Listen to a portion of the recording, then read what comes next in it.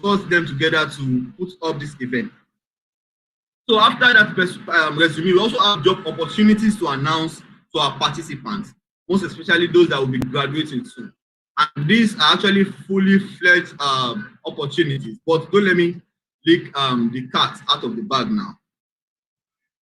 All these that I've actually said are to portray that we're actually intentional about this event and want to bring about change of story for most of our participants.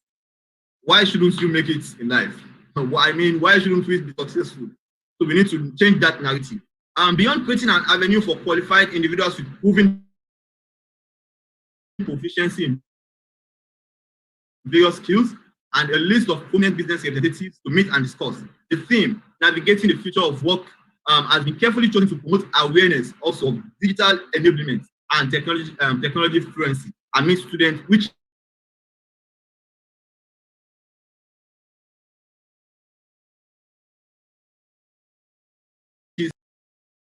discussion will be a two-day strategic career fair and exhibition that will cut across key areas which I've actually talked about earlier on, about tech trends, development in our own career path, whichever one we have actually chosen, and ways to effectively explore and navigate a technology-enabled future with resilience.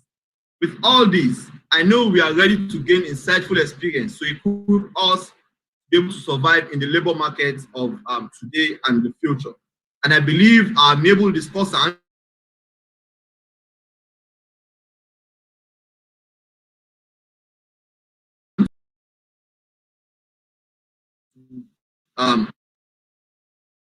it will be massive, inshallah. And I want you all to prepare yourself to be challenged, to prepare yourself to be excited, because you're actually going to be excited and inspired, and you are definitely going to get to the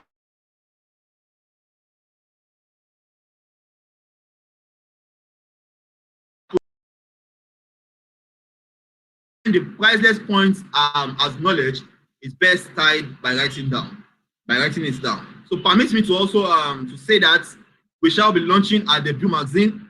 We have titled it, or we named it Navigate. The magazine that has been fully packaged to serve as souvenir for us all. And the magazine includes interviews from top people, and don't let me leak the cat out of the bag yet. I should not talk too much about it now because it is heavily baked. It is amazing to have you all here. I know I've been talking too much. I'm very sorry. It's amazing to have you all here. I want us all to move from being the onlookers, from being the laggards, from being the late majority and the early majority. Want us to start being the innovators, the movers and shakers. Want us to be true ambassadors of ourselves.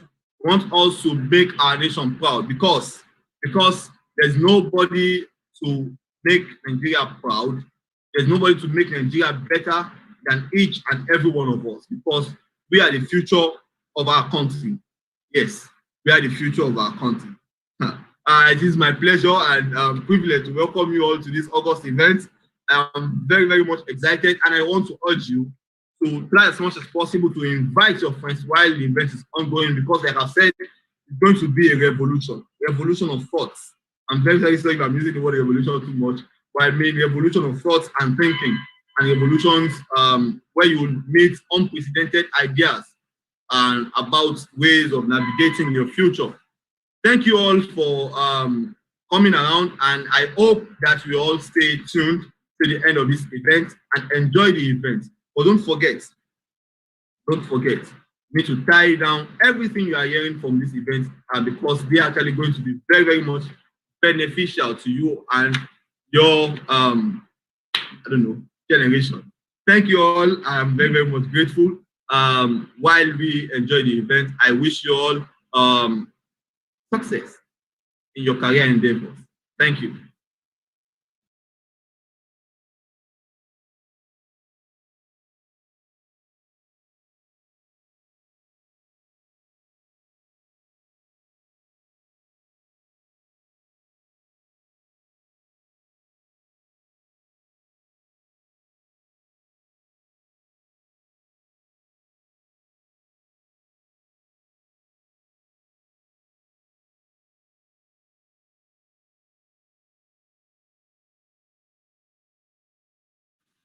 We thank our uh, coordinator for that succinctly, speech, and that succinct speech.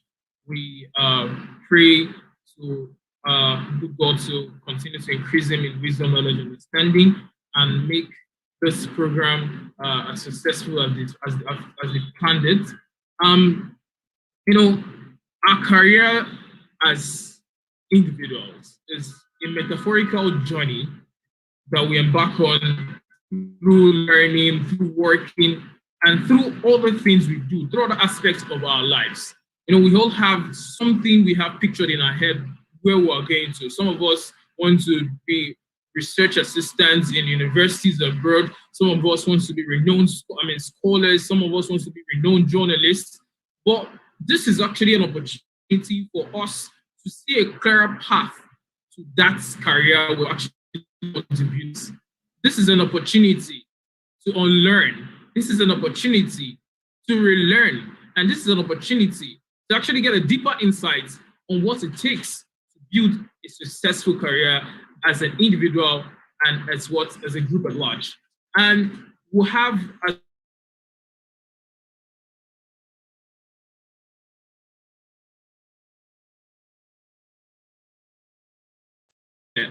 from ranging from the unveiling of a magazine, Navigate, to talking about technology, to also talking about things you need to do to be employable and soft skills that you need to acquire to make you successful in your career of choice. Again, to remind us that there is a giveaway going on for the SCF 2021. And to win this particular giveaway, it's attached to this giveaway is a sumptuous cash prize. And the steps in winning this are very, very, very easy. The first thing is you need to tweet something about the SCF, the Student Career Fair of the Council of Higher Institution and Muslim Students of Society of Nigeria, Lagos State Area Unit. Go to Twitter and say something about the career fair, tag at SCF underscore official. Again, at SCF underscore two times, underscore official, official on Twitter. Then you get as much retweets you can get, then you get to stand a chance to win the giveaway. So we're going to be moving on to the next thing, and that is to have a brief unveiling of our magazine, Navigate. And I'm going to be inviting to give us a snippet of the wonders packed in this beautiful magazine of the Lagos State Area Unit Council of Higher Institution. And to do that for us is no other person than Miss Aisha Anima Shaun.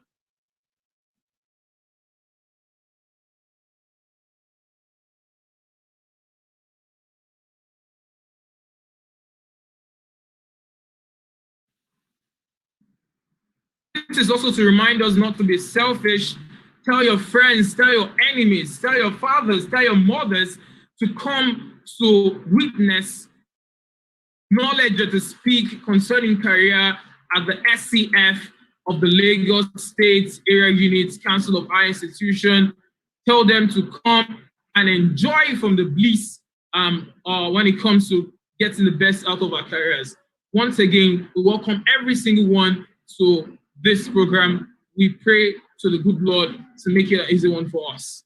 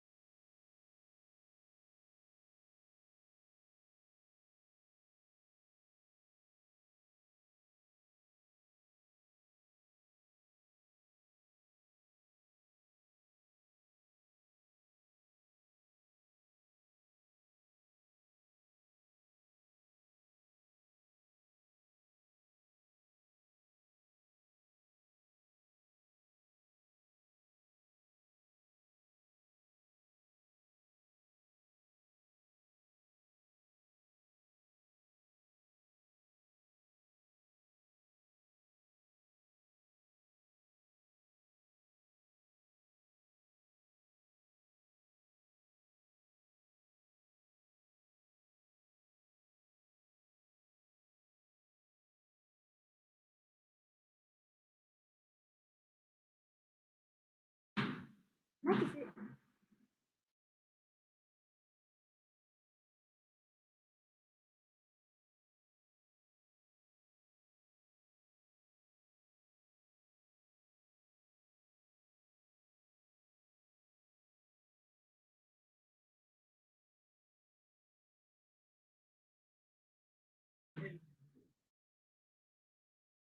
name is Aishan Marshall. I served as the editor for the maiden edition of the Student Career Fair magazine. It's called Navigate. Um,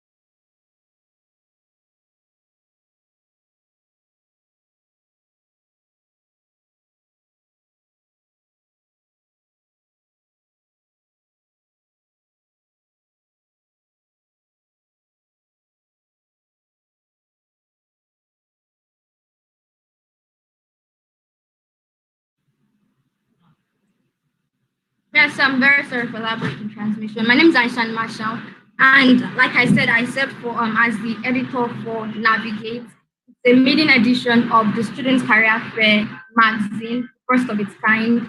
And I remember that when I was saddled with the responsibility of taking on the editorial work of the magazine, it was I was quite unsure whether I could pull it off, and I was quite unsure whether under my leadership, the magazine would be the light of the day, basically like that. I remember that the coordinator, Brahmajai Absalam, he found me a team, or he put together a team for me to basically lead. And they have been wonderful people. I have Hassan Odufora, I have Gani, I have Aisha Olagunju. And all of these people, with their own reach, were able to put together a magazine that had features from human resources personnel. We had a travel expert also come right for us. We had input from top executives, CFO. We have the Chief Financial Officer of MTN, Mr. Modupe Kadiri. Also, we interviewed him. We also interviewed Ogbenediko, Mr. Diko Awunjide. And I can say that Navigate, even though it's the first of its kind, it is a magazine that is pregnant of so many rich ideas. It has so many inputs from different people from different walks of life, people with different ideas that put together awesome ideas. And I feel like when you read the magazine, you are able to better navigate your life. We have a piece from, like I said, the human resources professional, Mrs. Safi Peters, and she talked about how like things we're supposed.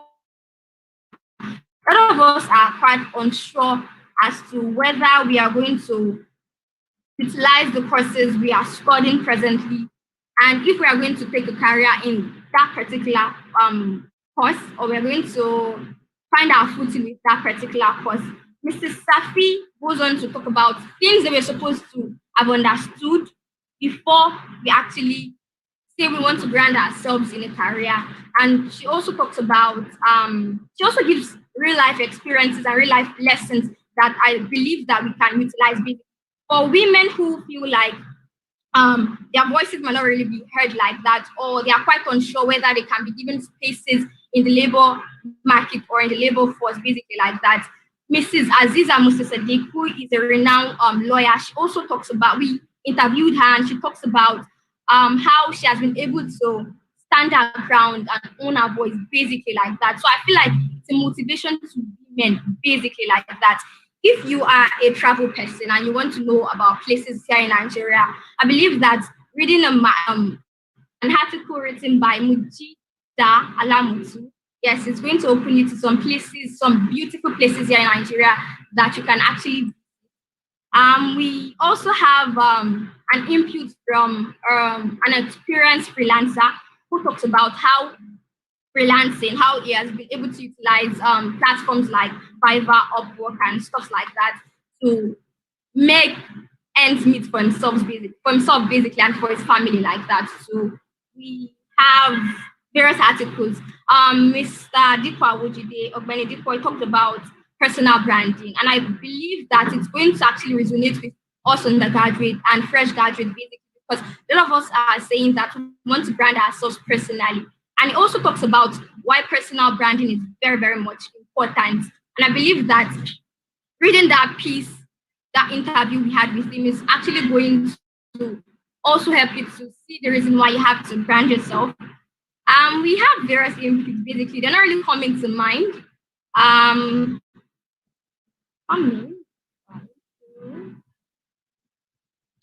trying to. But we have different articles, basically, like that. We also have prems for people who love prems. And on my screen here, I have another interview with Chidu Unwa, who is a renowned Nigerian entrepreneur. He started or he got into entrepreneurship at an early age. So basically, he's in his 30s now, but he's still making waves for himself. I want to say that reading Navigate, you get inspired, basically, you get motivated. You find that encouragement, that push, basically, to do what you want to do, basically, like that. If you think that you are on the ebb and you want to give up, basically, like that, or you're quite on whether with the current situations here in Nigeria, where it is stifle us on the graduates, and we all of us want to jackpot, we want to leave Nigeria, it's quite on as to whether you can make it, basically, like that.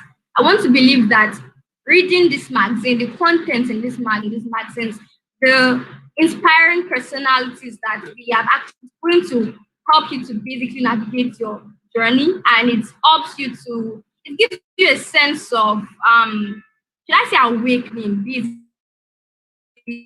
like that. Yes, it gives you a sense of awakening, and it helps you to find your path, basically, because all of this give practicable ways through which, if you deliberately follow them, you can actually, like I said, get your path. Also, if you think you have a low self-esteem, or you think people around you tell you that you have a low self-esteem, or you don't really know how to basically go about introducing yourself in a large gathering, or you think that you don't have to put words together. You know, they say first impressions last longer. And you don't know how to, when you meet people for the first time. We have an article that caters for that part. It's called Elevator Pitch, written by Smaya Jibril Adeyemi. And I can also tell you that it's a step-by-step guide on how you can actually go about pitching yourself like that. We also have inputs from people who have been making waves on LinkedIn, optimizing their profiles and stuff like that. And she talked about how LinkedIn is a gold mine, that when you tap into it, you can actually fast track your career, like she said. We also have another marketing expert, Fire, yes, and she talks about how you can pitch, basically, how you can nail sales. It's just an all-rounded magazine that sort of kinds of cater for every aspect that you think you want to read in a magazine. We have sports too. We have poem, I've said. We have career, basically. And we have talks from inspiring personalities that I believe, and like I have been saying, can help you to basically navigate your path. Yeah, so we're going to be sending this magazine across everybody's mails, inshallah, tomorrow. I want to implore you, the rest of my team will implore you, and everybody in the student career fair wants to implore you that when you get it in your leisure time, you don't have to just read it sporadically, just send it to you. You can just try to find leisure time, the time that you think that you can be able to read it, assimilate it, and be able to act deliberately upon the lessons there. So you just read it calmly, and yes, you just basically try to see how you can utilize the lessons in it, because like I've been saying, there's so many rich lessons can help you navigate the career path. I keep on saying navigate, because I want you to see your subconscious that the title is called Navigate.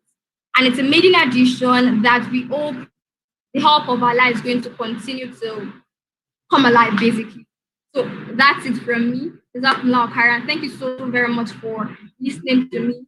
I and the rest of my team are super grateful for this, and we cannot wait for you to read all of what we have together.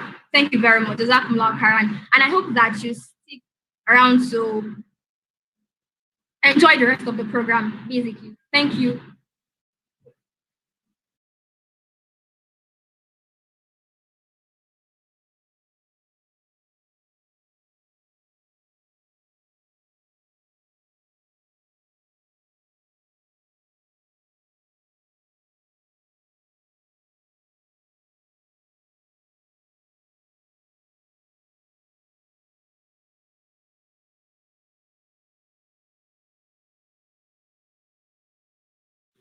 That indeed was a beautiful presentation from the editor-in-chief, Navigate Magazine, publication of COHI, Council of Higher Institution, showing us how best to navigate our path through our career. So, so many people actually have something they want to actually become in the future, but the path is actually very, very unclear to them. So this session, this particular program, the SCF, and the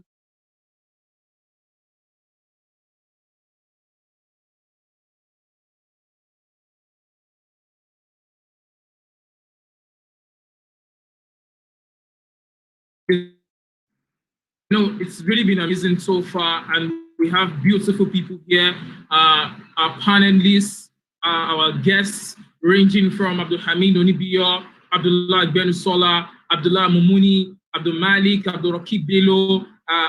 We have Aisha, we have Adejokun Hakim, we have Akinola Haminat, and every other person who has joined to actually tap knowledge from this very, very beautiful program. And we also have our prolific speakers for the plenary session ready to actually dish out knowledge to us from their wealth of experience and ocean of knowledge. Swiftly, we're going to move on to the next agenda on the agenda, and that is to have the first plenary session for the SCF 2021, Navigating the Future of Work. And to anchor this plenary session is one of my brothers, my mentor, someone I look up to in person of, I call him Abisola. Don't worry, I'm going to unveil his real name very, very soon.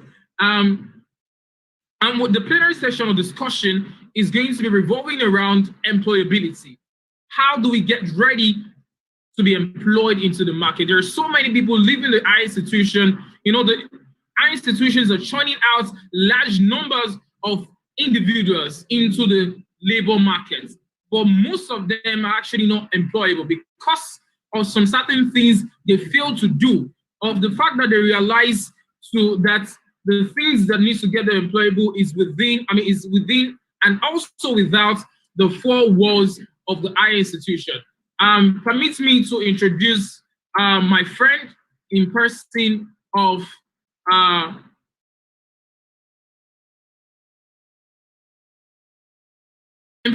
Muhammad Fateh Adekejo is going to be joining us shortly.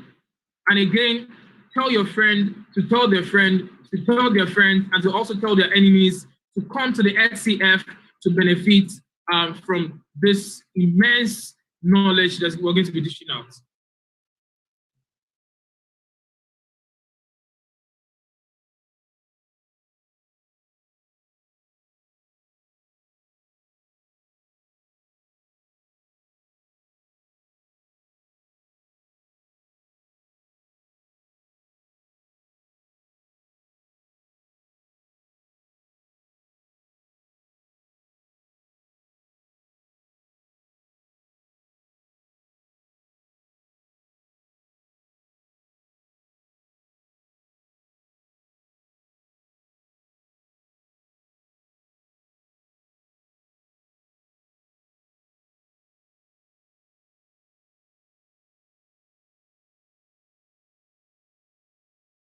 Thank you so much, Ibrahim Abu Salam, for the smooth introduction. Assalamu alaikum wa rahmatullahi wa barakatuh, and good morning, mentors, seniors, and colleagues, for deciding to join us this afternoon with the Council of Higher Institutions, Lagos, for this Students' Career Fair. I'm very glad to be here. It's a Saturday when most of us should be resting, and we've decided to spend our morning with the Council of Higher Institutions. Many thanks. Thank you so much for being here. My name is Muhammad Fatih Adepeju, and it is my honor to chair this amazing panel discussion on employability, getting ready for the market. And today, trust me when I say that we're indeed very lucky to have three gentlemen and a dame to steer the discussion today. And I'm assured that they will be reeling out great acts and insights that will comfortably put us and give us a great head start in our chosen career paths. Please, wherever you are, although I cannot hear you, take a moment to give a rolling tap like this to welcome our guests, seasoned professionals and experienced individuals in their respective fields who have decided to not only spend their time with us, but also share the wisdom this morning. On the panel today, permits me to introduce our panelists. I'll start with Mr. Latif Surakatu. I'm so much wowed, and I feel so much blessed to have him doing the discussion today. I read his profile and I read some of the things that he has also published. He's a business person. We're talking about business advisory and how you can scale your business and how you can grow your business. He has a history with KPMG, and he is the partner and head business advisory Anderson. If you're in the commercial field or if you're in finance, you should know who Anderson, what Anderson means. When you say Anderson Tax or Anderson, you should understand that it is one of the industry leaders in that respect. Also, I have on the panel today Dr. Yusuf Binisoni, the founder of Shifa Technologies, who recently invented or created a low-cost ventilator for COVID-19 patients, and it was one of the contenders for the Royal African Engineering African Prize. Also, we have on the panel today someone I so much love because he is in my field, mass communication, and that is an international journalist and media strategist, Mr. Sulaiman Adede. And we also have on the panel today, although I've been informed that she's not yet here, but she will be joining us soon. We have Mrs. Nitope Kolani, the CEO of CrowdWorks Nigeria, to start the discussion. Again, the topic is employability, getting ready for the market, and these gentlemen, seasoned, experienced individuals and professionals in their respective fields, are here to reel out acts and insights and tricks and hints and whatever you can think of that can help you succeed in that chosen field that you've selected. Thank you so much. Mercy. So here is how we'll be spending the next 50 minutes, inshallah. By my call, or on my call, I'll be calling on the panelists, each of them to introduce themselves and what they do.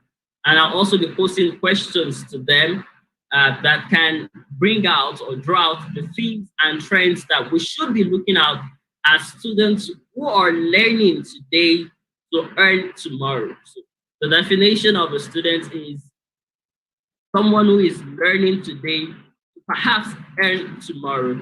And so we'll be doing that in the next 50 minutes, inshallah, looking at some of the things, the trends, and the things that we should be looking at when we're talking about career as students.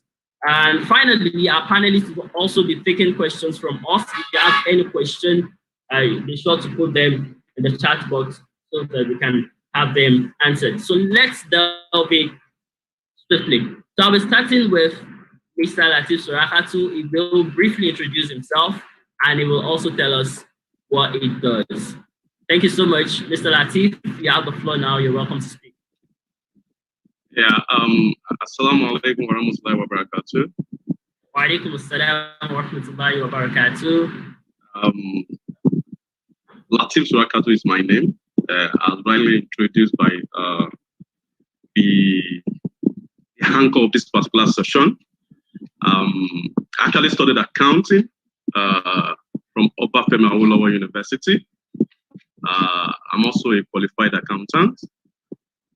I've worked all my life in professional service firms, both for local firms and also the international accounting firms.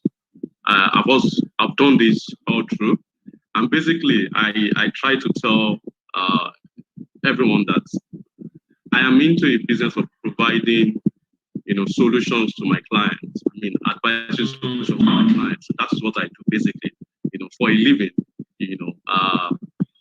In all of this, I've served clients in different sectors of the economy, both in private and public sector. I've also assisted institutional, clients, bringing from public sector, multinationals, and all of that,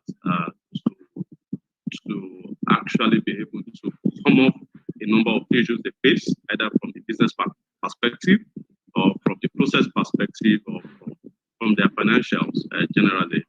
I have grown from being an accountant to being a business advisor, and I think I need to explain that. As an accountant, I'll be focused on the debit and credit for those people that don't understand, what debit and credit means, meaning that for every transaction, I will be saddled with responsibility of posting those transactions so that you can get whether you make profit or loss, or whether your state of affairs is such that it's sustainable for you to be in business. I've grown from that phase to a phase where I'm also able to apply those results to be able to do a diagnostic review of an entity, whether that entity has issues or not. So in all of this, I've seen that I'm more than an accountant because I also need to look at every aspect of the business. So I need to understand the business of my client. If I'm in marketing, I need to understand the marketing process and the activities. If I'm in telecom, I need to understand telecom. If I'm in manufacturing, I need to understand. So with all of this, I think I am more than an accountant, and as such, I call myself a business advisor. Thank you for the time, for listening to that. Interesting. Thank you so much, sir. It's very interesting to hear from you, particularly knowing that he's someone who earned a living from providing solutions. That means that every time there will always be something to help with, or there will always be a problem, because at every time you have one problem or the other, and he's always there providing solutions. And that means that apart from earning, he's also saving or making the world better. Thank you so much, Mr. Latif Surakatu, for your introduction. Then I'll call on Dr. Yusuf Bidisoni to also give us introduction before we start the discussion. Dr. Yusuf, you have the floor. You're welcome to speak.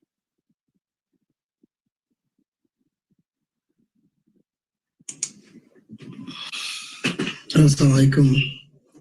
Wa alaikum assalam wa rahmatullahi wa barakatuh. Thank you so much for having me today. How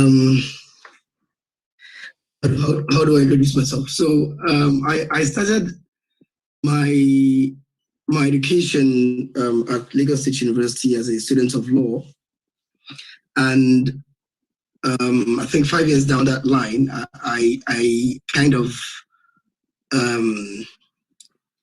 switched courses based on my interests. I went into law at a very interesting time. The new age of democracy was just shaping up, and the aspiration was, okay, well, become a lawyer and make a valuable contribution to the legal system. Unfortunately, that went down the drain very quickly. Within the first administration, we could see that it felt more like the new democratic system was much more corrupt than what the military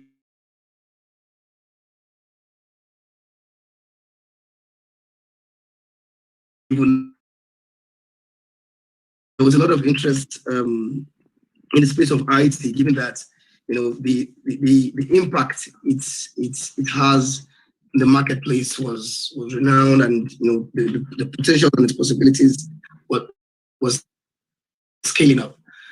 So I decided to leave my undergrad program in the 5th year, and took an interest in IT, but wanted to do it in a different place. I decided to take up an undergrad in Japan. So I started all over again. And it was quite weird. It was difficult convincing my parents at the time that this was a good move. And, but for me, I think it's one of those things that makes me really think differently about career and how you choose to shape it. So that was that. I moved to Japan, and I spent the next 8 years doing my undergrad, masters, and working with a few Japanese corporations. I returned back to Nigeria, and I was the market and life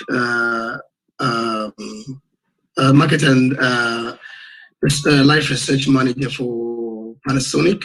Thereafter, I led as the business lead for power and infrastructure at Mitsubishi Corporation. And all of this, as we'll discuss later on in the day, it shapes your career, your experiences, and eventually what you will, the things you would decide to do as you get on in life. Because what you take away from these jobs is life skills. And while you think you're actually building the company, you're really building yourself, right? Because when you live and you live with the connections you've built, you live with the learnings, the experiences you take away on the job, and that becomes who you are. Of course, you've given a part of that to the company, but it becomes who you are, and you can then take that on to other, things you want to do in your future. And follow Mitsubishi, I took out some time at Cambridge University. Thereafter, I set up a company called Flux Limited.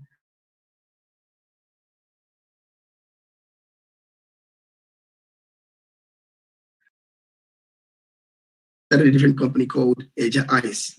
And Asia Ice is a company that focuses on solar-powered refrigeration for coaching needs of businesses. Coaching is something that's, helps preserve food. Over 40% of our nutritious fish and meat go to waste. So it was an area of interest. There's always been an area of interest at Mitsubishi. But how do you deliver cold chain to a fish retailer who earns, the fraction of a dollar in a day, and her business is not sustainable? You go to the banks for that purpose. The banks turn you down. Because I've been in the banking space with Mitsubishi. We build projects, and over my time with Mitsubishi, we built a portfolio of over $2 billion. And most of those projects I led. So, I've always taken projects to the bank in a way the bank would appreciate. But it was difficult when you went back to the bank for a fish retailer, and the bank says, no, we won't fund her. And we have to think in a way the bank would think about, we have a problem of funding, and we have a problem of technology, and we are happy to say we're able to address both problems and able to deliver value to the market. Thereafter, I took up a PhD at Loughborough University on the built environment. And as you can see, my career is not a linear one. It's like me jumping everywhere and doing this and that everywhere. And it's got its benefits, and it's got its demerits. And we'll come to that as we discuss later in the day. But with all that is the advent of COVID, and we're thinking about what is it could we that we could do when there was a significant need for ventilators, and we coming together and developing a non-electric, non-invasive ventilator that doesn't require it's energy efficient, oxygen efficient, and can be used in low resource markets like ours. And that's the sort of things you grasp when you have various experiences rather than when you're just solely tied into one. You can almost bring, those skills together to put something new together. So it's got its benefits, but it has its demerits, and we'll discuss that as we go by. But so all of this, makes my background, and I'm happy to be here today to share with you all and the amazing panelists. So thank you very much. Thank you. Many thanks, Dr. Yusuf. If you have a question regarding how to cross over or change your career, you have your answer in that story that Dr. Yusuf shared. He started as a law student, and in his 5th year, he changed into a very different field entirely.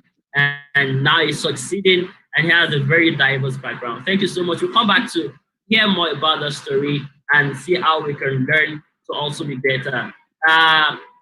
At this time, I would also like to thank the dame in this panel session, the CEO Proudly Vest, Mrs. Temitope Tolani, to also give us a brief introduction of herself and what she does. Thank you so much for joining us. Okay, thank you so much for the opportunity. I hope you can hear me. Good afternoon. I can hear you loud and clear. Loud and clear. Morning. Sorry, I have to do this in the car. I had a last-minute emergency and I didn't want to cancel, so I just had to quickly do this in the car. A brief background about me. Okay, so I think I started as a restless.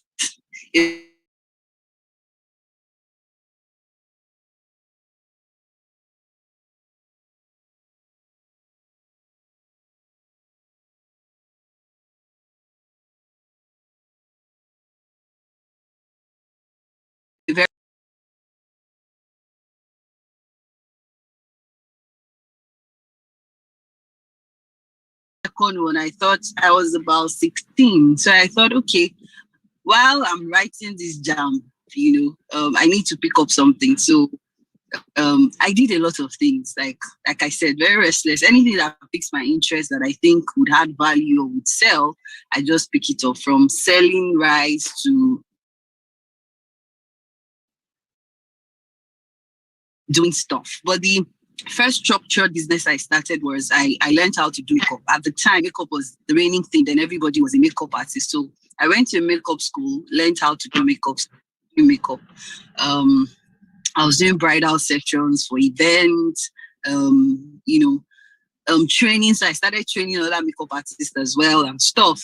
But again, my restlessness got me to a point. Okay, so what else can I do apart from makeup? So I noticed that a lot of people want people to come clean their houses, but they cannot afford to pay, the professional, so to speak. So I decided to start a cleaning business called Fini Fini. So Fini Fini started. I started cleaning people's houses. After a while, the business grew. I was able to hire more people to work with me. So we started doing post-construction cleaning. We were doing pre-occupational cleaning. I was doing contract staffing, putting people in different offices, churches, and different places, events to clean. And so while I was at that, so I sing in my church choir, and so whenever I go, so my church island, I live on the mainland. So every time I go to church, people are like, oh, help me buy pepper, it's cheaper. Help me buy tomatoes, it's cheaper. Help me buy this. So I thought, it's not that we're just helping people to buy. I think that somebody needs to start a market in Lekki, a local market. So I thought, okay, let me start a local market. So I started Ojawara.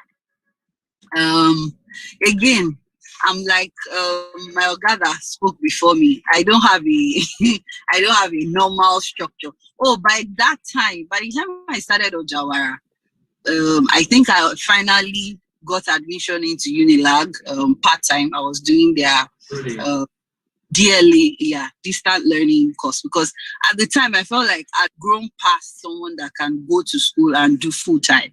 These are things you also need to decide for yourself, really. It's not all of us that will do full-time studies. So I decided to do part-time. I picked up economics. Okay, let's not go into how they teach us in school. That's a story for another day. Anyway, so I started Ojawara local market. So I gathered market women from Mile 12, Oyibo, Mushi Market, Ojota, Ketu. So gathered every one of them, and then we set up somewhere, a car park. So I wanted a market that you come to, bearing in mind that the people in Lekki are very sophisticated. I wanted to create an experience. So the environment was clean. You can park your car. There was music. When you buy, there is ticket. You can pay with your POS. That kind of thing. So we started, and it was going well. And people said, "Oh, we cannot wait till your next market day. Why not, deliver to our house? I need this, I need that." So people started sending their shopping list. So I picked up that sometimes start a business, but you have to pivot to other things, especially when you start noticing that there are needs that you need to meet around your business. So we had to start doing foodstuff logistics, shopping for people, delivering to their houses. But if you had Lagos traffic to everything, it wasn't making sense. So most of the time, before people would get their orders, they are late. The math was not making sense. The profit was not making sense compared to the energy and the work that was being put in. So I remember my mom used to say that, she lived in Jos and there was a lot of food stuff and all of that. So one day, again, being restless, I woke up and I'm like, okay, I'm going to go to Jos. I don't know anybody in Jos, but I'm going to go to Jos. So I took a flight to Abuja, then entered the bus. I went to Jos and I lodged in the hotel, and I asked around, okay, where are your markets? So they pointed me in the direction of, I think it was Bagalada, so I can't remember the name of that market. So I went there, and for the first time, yes, I go to my hotel and I see a lot of tomatoes, but this one was different. Like, you just look around and you can see, like, it felt like I don't know how to explain it. The tomatoes just really appealed to me. There was a lot of them, freshly displayed, and all of that. And I said, okay. So I asked one of the sellers that, do you have your farms around here? And it was yes, that they have one farm, Dorowa farm. He mentioned different farms and stuff. So the next day I took a cab and went to the farm. And that was my first time going into a large, tomato farm. And I absolutely just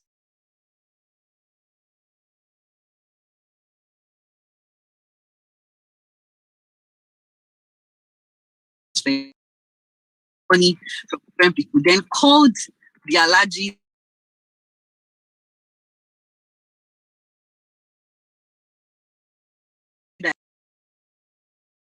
buy, you help me sell, because of course you can't just bring trucks of tomatoes into Mile 12. They won't allow you if you are not registered to the there is a market council and stuff. So I begged Alaji, and I said, okay, buy.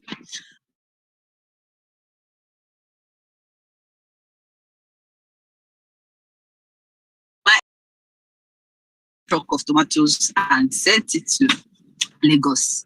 Of course, I was told that it would take 17 hours, 16 hours for my tomatoes to get there.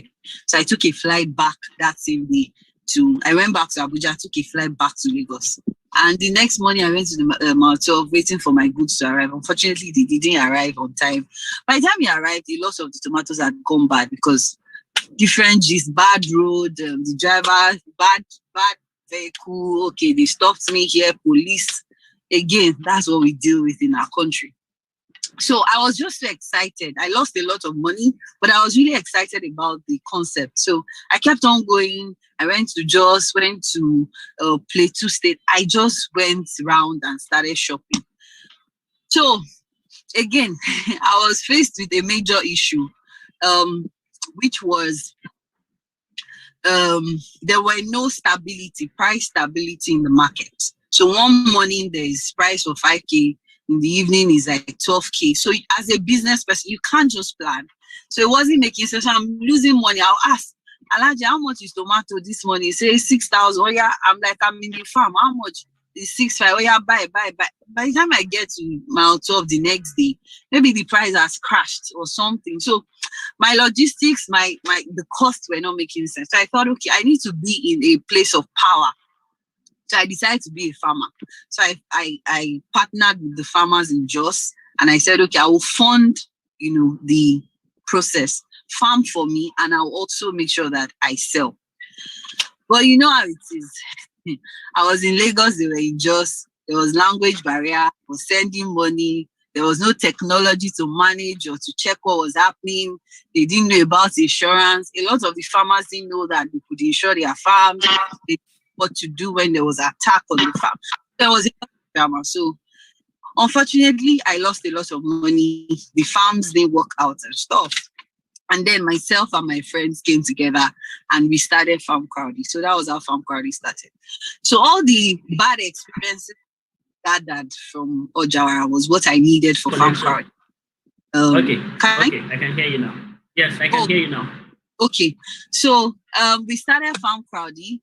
So like I said, all the bad experiences that I had in my own Ojawara experience, having my own farm, was what I needed for Farm Crowdy. So we looked at the problem, insurance, to logistics, to access to funds, to market, getting a market to sell your product. So those were the problems that were identified. Also identifying, because a lot of times farmers will plant and assume that would buy, but they forget that they are meant to ask questions. Who are my clients? What do they need? And that has contributed heavily to food wastage in Nigeria, because we just farm. We farm, there are no proper storage, there are no proper accountability structure there. There are no good infrastructure to even save or store what you have. So Farm Crowdy started raising funds, crowdfunding for farmers to be able to do their job. We identify buyers, make sure that we put in insurance in place, and profit between ourselves, the people that drop the monies, and the farmers. We did that for a while, and we started selling out quickly on the platform because we were the first to do it, and it was just moving too quickly. So we now decided to have a crowdfunding platform that allows you to crowdfund for other things beyond agriculture. So we wanted to cover other sectors, real estate, education, as many sectors as possible. So we started CrowdyVest. So CrowdyVest focused on the crowdfunding, and Farm Crowdy then focused on the agricultural part. So I was made to lead the CrowdyVest part. So I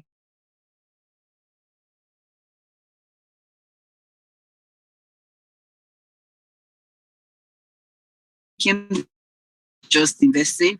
People want to save their funds. People want to do a lot of things. So we started CrowdyVest. So CrowdyVest is that hub where we meet all your financial solutions, everything that you need, from where to save, how to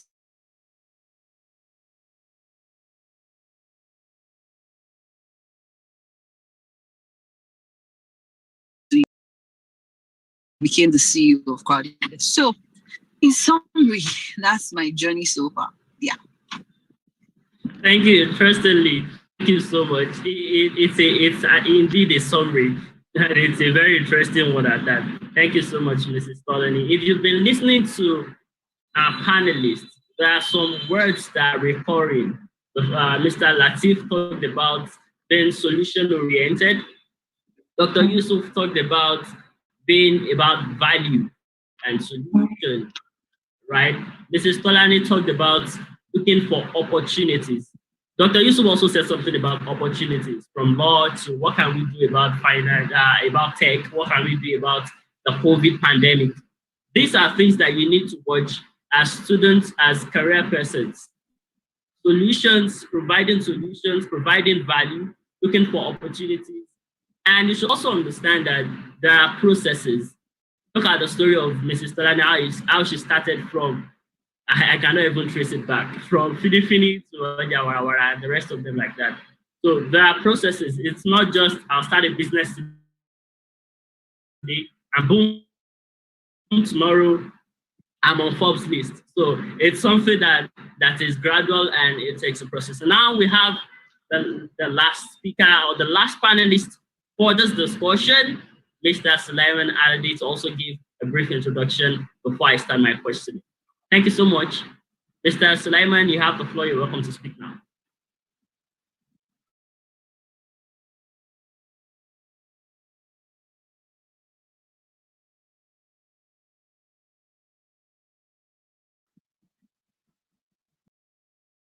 Thank you very much. Assalamu alaikum, everyone. Good morning. And quickly here, everyone has said something that is similar and familiar.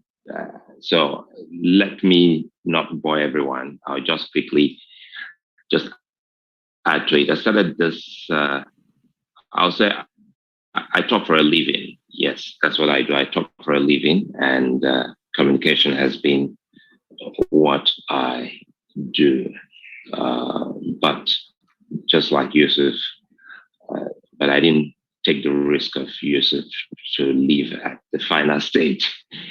So I didn't study communication in school. I studied philosophy. I was going to do law, and from law I moved to philosophy. From philosophy, I started, looking into communication from 100 level till I left school. So I've been in communication for almost 26 years now. It didn't happen, as planned, and that is why I tell people, I said, whatever you're doing, and also if you listen to my sister and my brothers, there was no clear-cut way on how to plan. You always feel it. You always know that this is the way to go. So the best friend is, I'm getting some intrusion.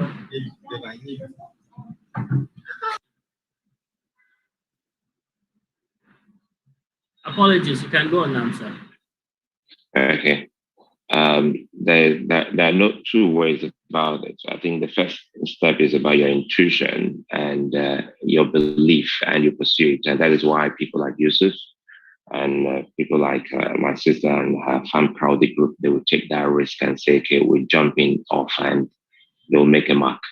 And so it is with everyone listening today. Basically, all you need is some form of knowledge, education. It might not be to your university, but you need some form of education, some form of knowledge, and that is all you need to leapfrog you. So I started this by listening to someone on radio, and I said to my elder brother, he's the eldest, I said, I can do better than this person I'm listening to.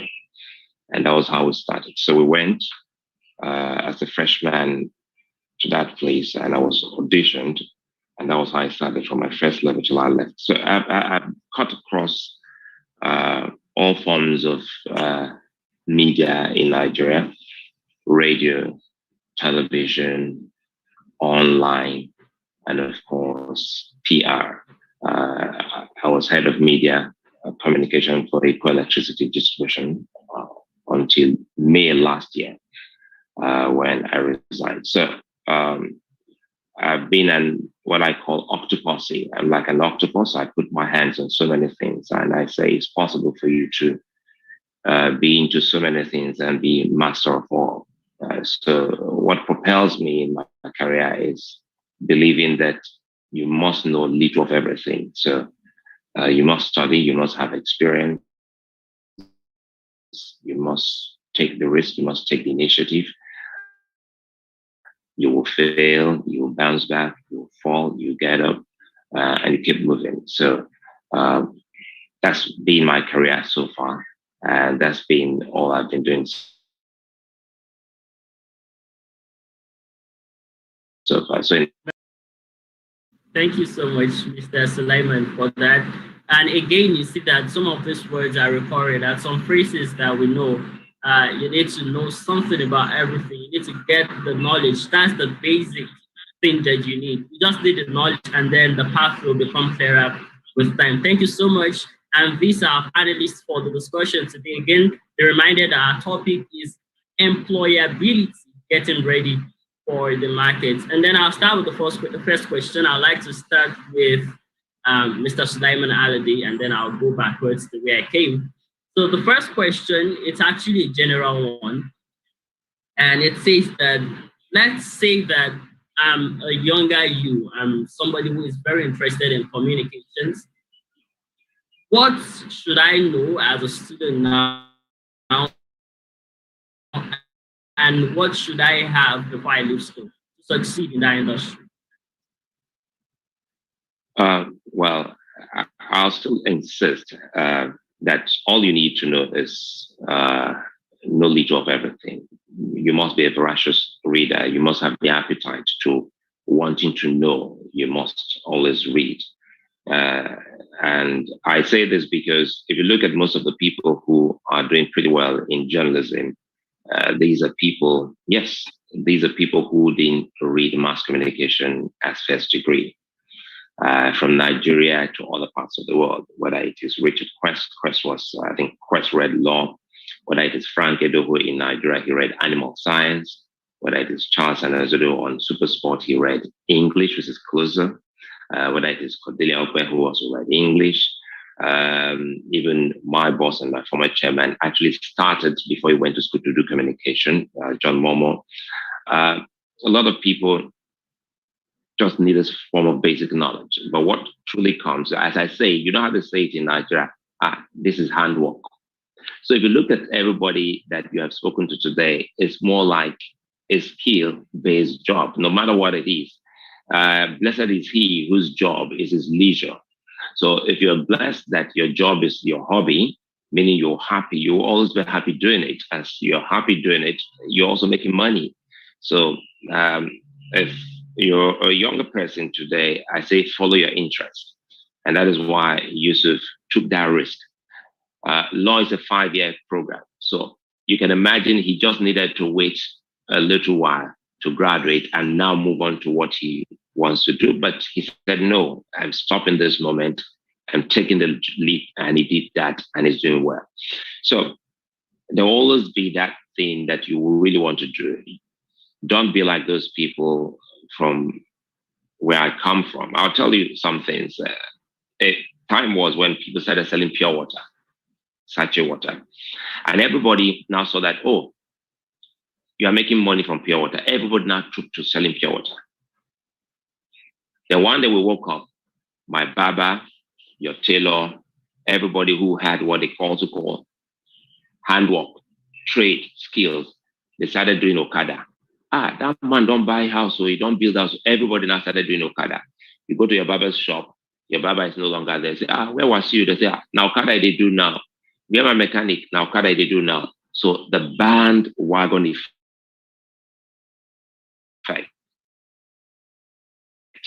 Do not always follow the bandwagon.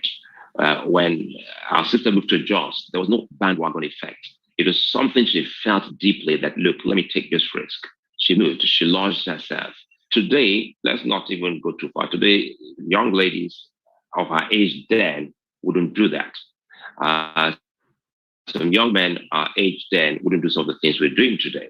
So it must come from your conviction. And it is so strong. And once you're convinced, it's like, man, you're already like a god and you want to pursue that dream. And what should also scare you once you're convinced is failure. You don't want to fail. Someone who's actually jumping at something that he or she loves doesn't want to fail. So to wrap up this question you asked, as a younger person, be very strong about what you think you want to do. If you can do it side by side with what you're doing in school at that point in time, by all means, do it. It is you who feels it. It's like working out. When you go to the gym, you will know when you're tired and you don't have to push further, even when your coach is telling you, do more. No, 15, I want you to give me 20. Look, when your body tells you stop, you stop. So it is when your mind tells you. So basically, our mind can take a whole lot. As I say in Islam, for those who are Muslims, they say Allah does not give you, a burden that you cannot actually, carry. So there is every tendency that whatever you have actually conceptualized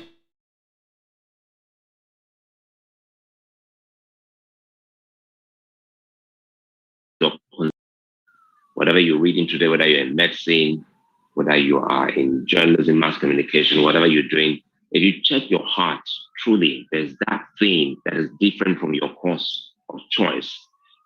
And if you ask, perhaps, maybe that's your calling. And if you add that to what you're studying today, that is what will put food on your table. Philosophy that I read in school, I don't think the only thing that philosophy is doing for me are those courses like philosophy of language, logic, epistemology, and some few things that are helping me in the art of interviewing. But bottom line, what I'm doing today, for those who don't know what I studied in school, would think that I studied mass communication. So go with it, go for it, whatever you feel you want to do, so long as it is legitimate. It's not an illegal thing. Don't tell us that, oh, you feel that you want to be an arm robber, that you want to follow it. No. We're talking about legal things, legitimate things that can push you. Thank you, and that's a very great point to leave it. But strong about what you need to do and what you want to be. Thank you so much. And then I'll move to Mrs. Tolani to also answer that question. As a younger person, what do you think I should have before leaving school? And what do you think I should know if I want to be like you, if I want to be a business person like you? Okay, so funnily, recently myself and my husband were having a conversation about there's a certain generation, I think maybe from the 90s, they have certain mindset that I kind of find a bit troubling. So mindset like sometimes you see that entitlement mindset, not willing to serve, or I know it all, you can't tell me what to do, those kind of mindset. And I believe that for someone that wants to go far in life and you want to achieve a lot of things, these are things you need to tackle.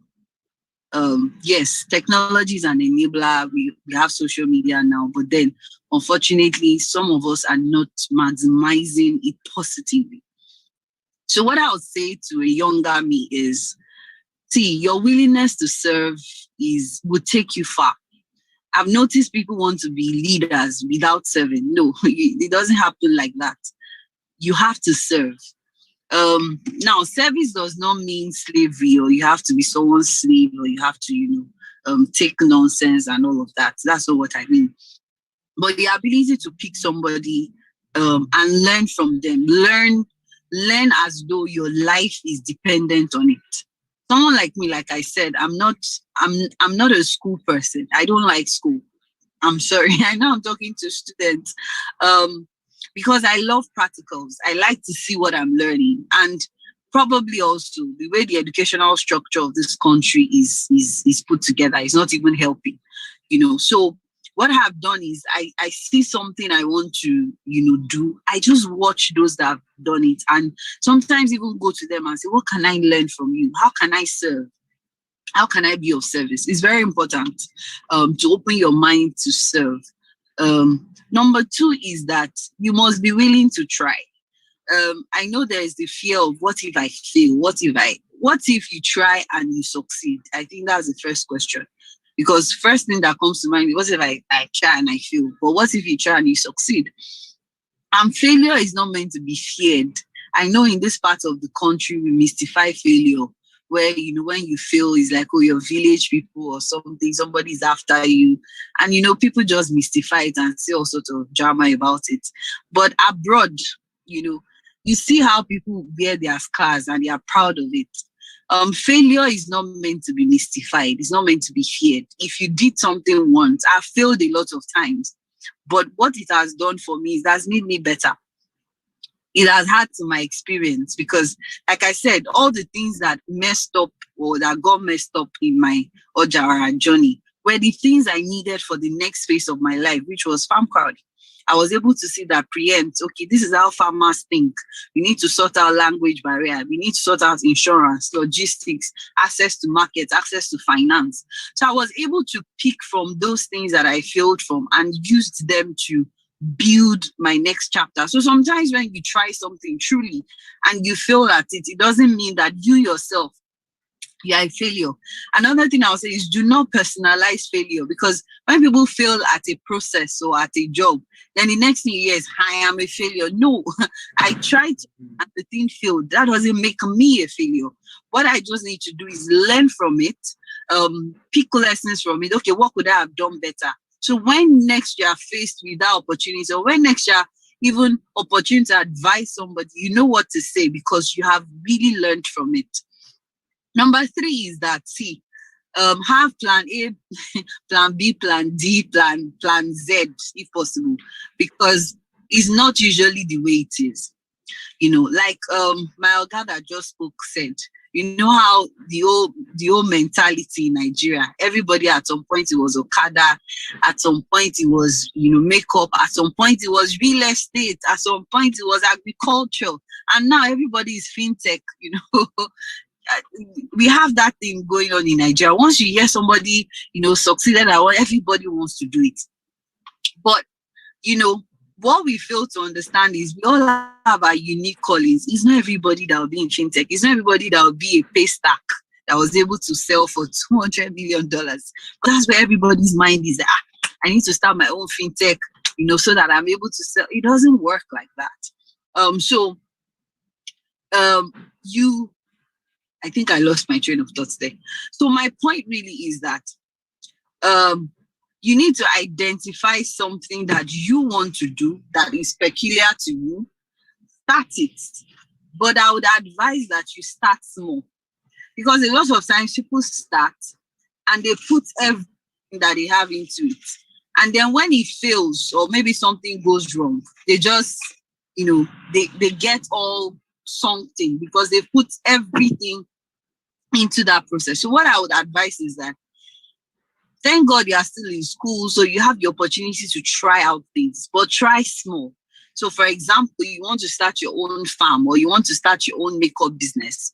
Instead of going to raise 2 million and borrow money from family and friends and gather all the money and the thing fails, no, try with what can 50K do for you? What can 100K do for you? What can 200K do for you? Start from there. You would learn some lessons that you would pick up and then you use that to improve your process. So by the time you finish from 200, you're like, okay, I've learned this. Okay, this is what I should do better. This is what I shouldn't do. You can then grow to the next level. So I'm improving this business to 300. And from there, I'm growing it to 500. And before you know, you grow it into, I remember in Farm Party when we first started, our first poultry project was 500 chickens, I remember. And we failed woefully at it because there were so many things we were not prepared for. So many things that we didn't pay attention to. But imagine if you had gone to collect money from people and people were willing to give us money at the time. But we told ourselves we'll have pilot projects. We'll use that to learn.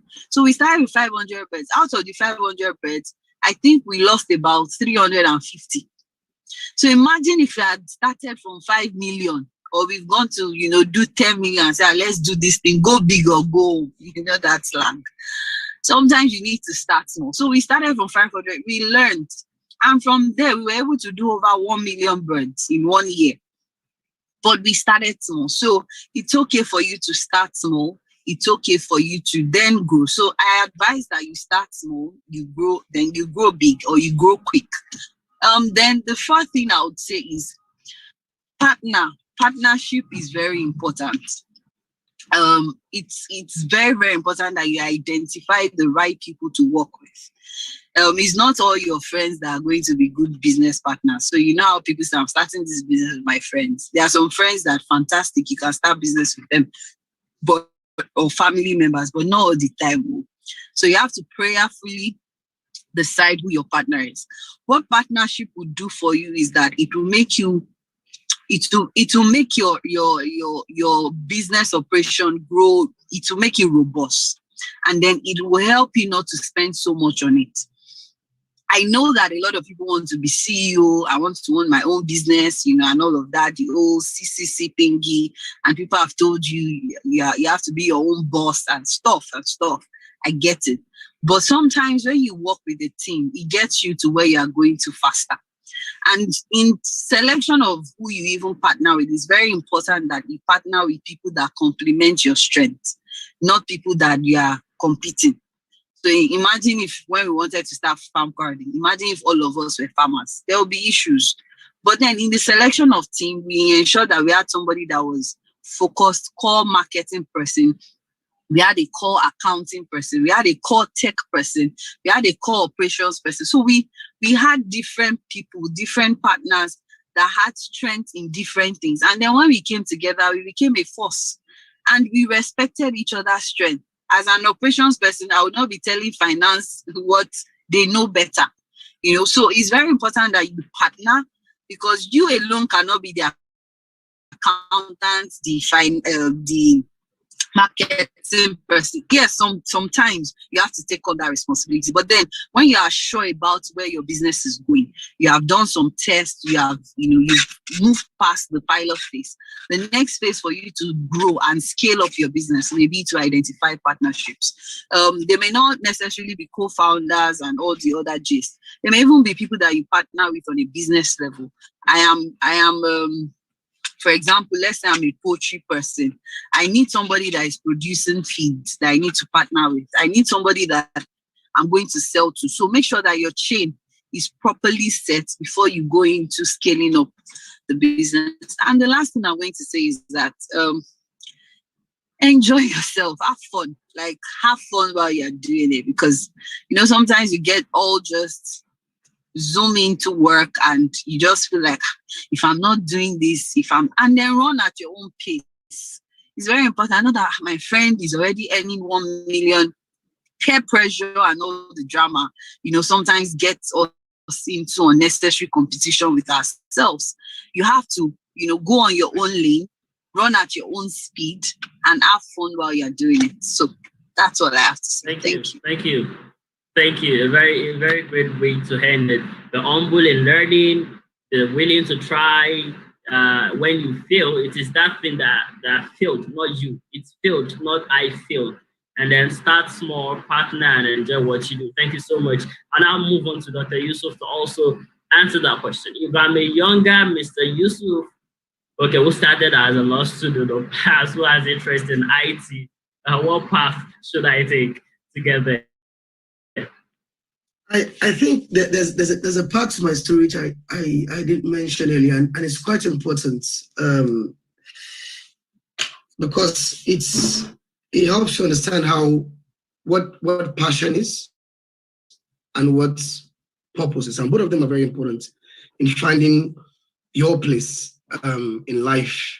And I'm really glad to be here because of the mix of the crowd and the the really interesting people you have. I've learned a lot from them as well. I think Mr. Stolani's story is brilliant, and the same goes for Mr. Sulaiman as well, and also Mr. Latif. So I mean, the stories are all inspirational, and there's a lot to take in from each and everyone. But for me, I think what's really unique about my story is that I asked a question to somebody. I think there's this exam we all do in GSS3 where you have to answer a set of questions so the school knows if they're going to place you in science, commercial, or arts. I don't know if they do it anymore, but that we had a sort of exams back then.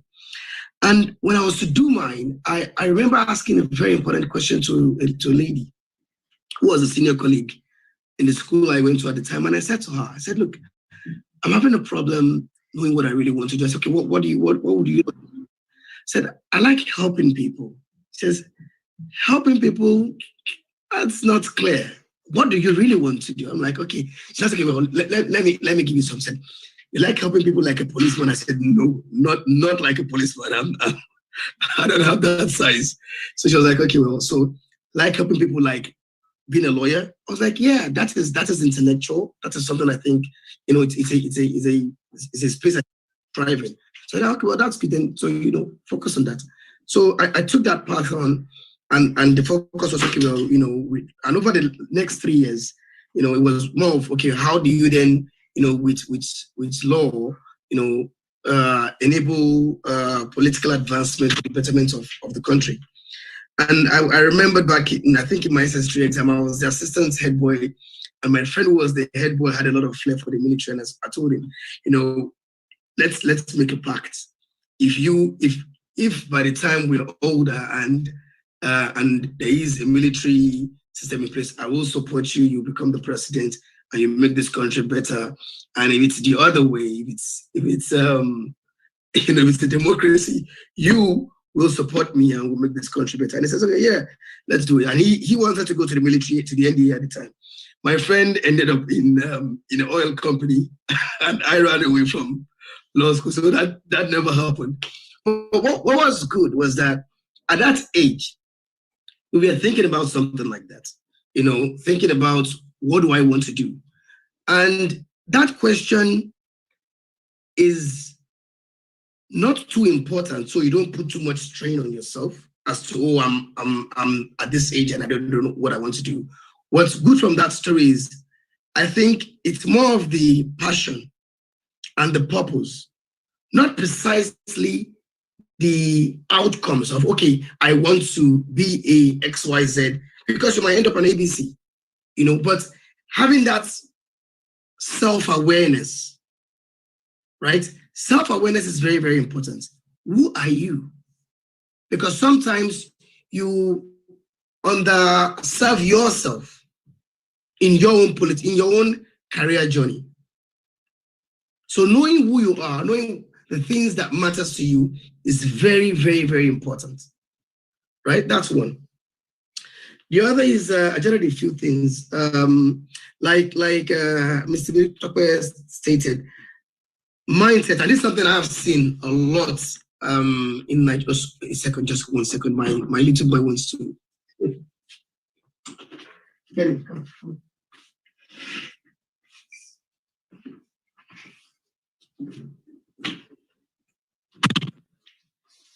Oh, so sorry about that. Yeah.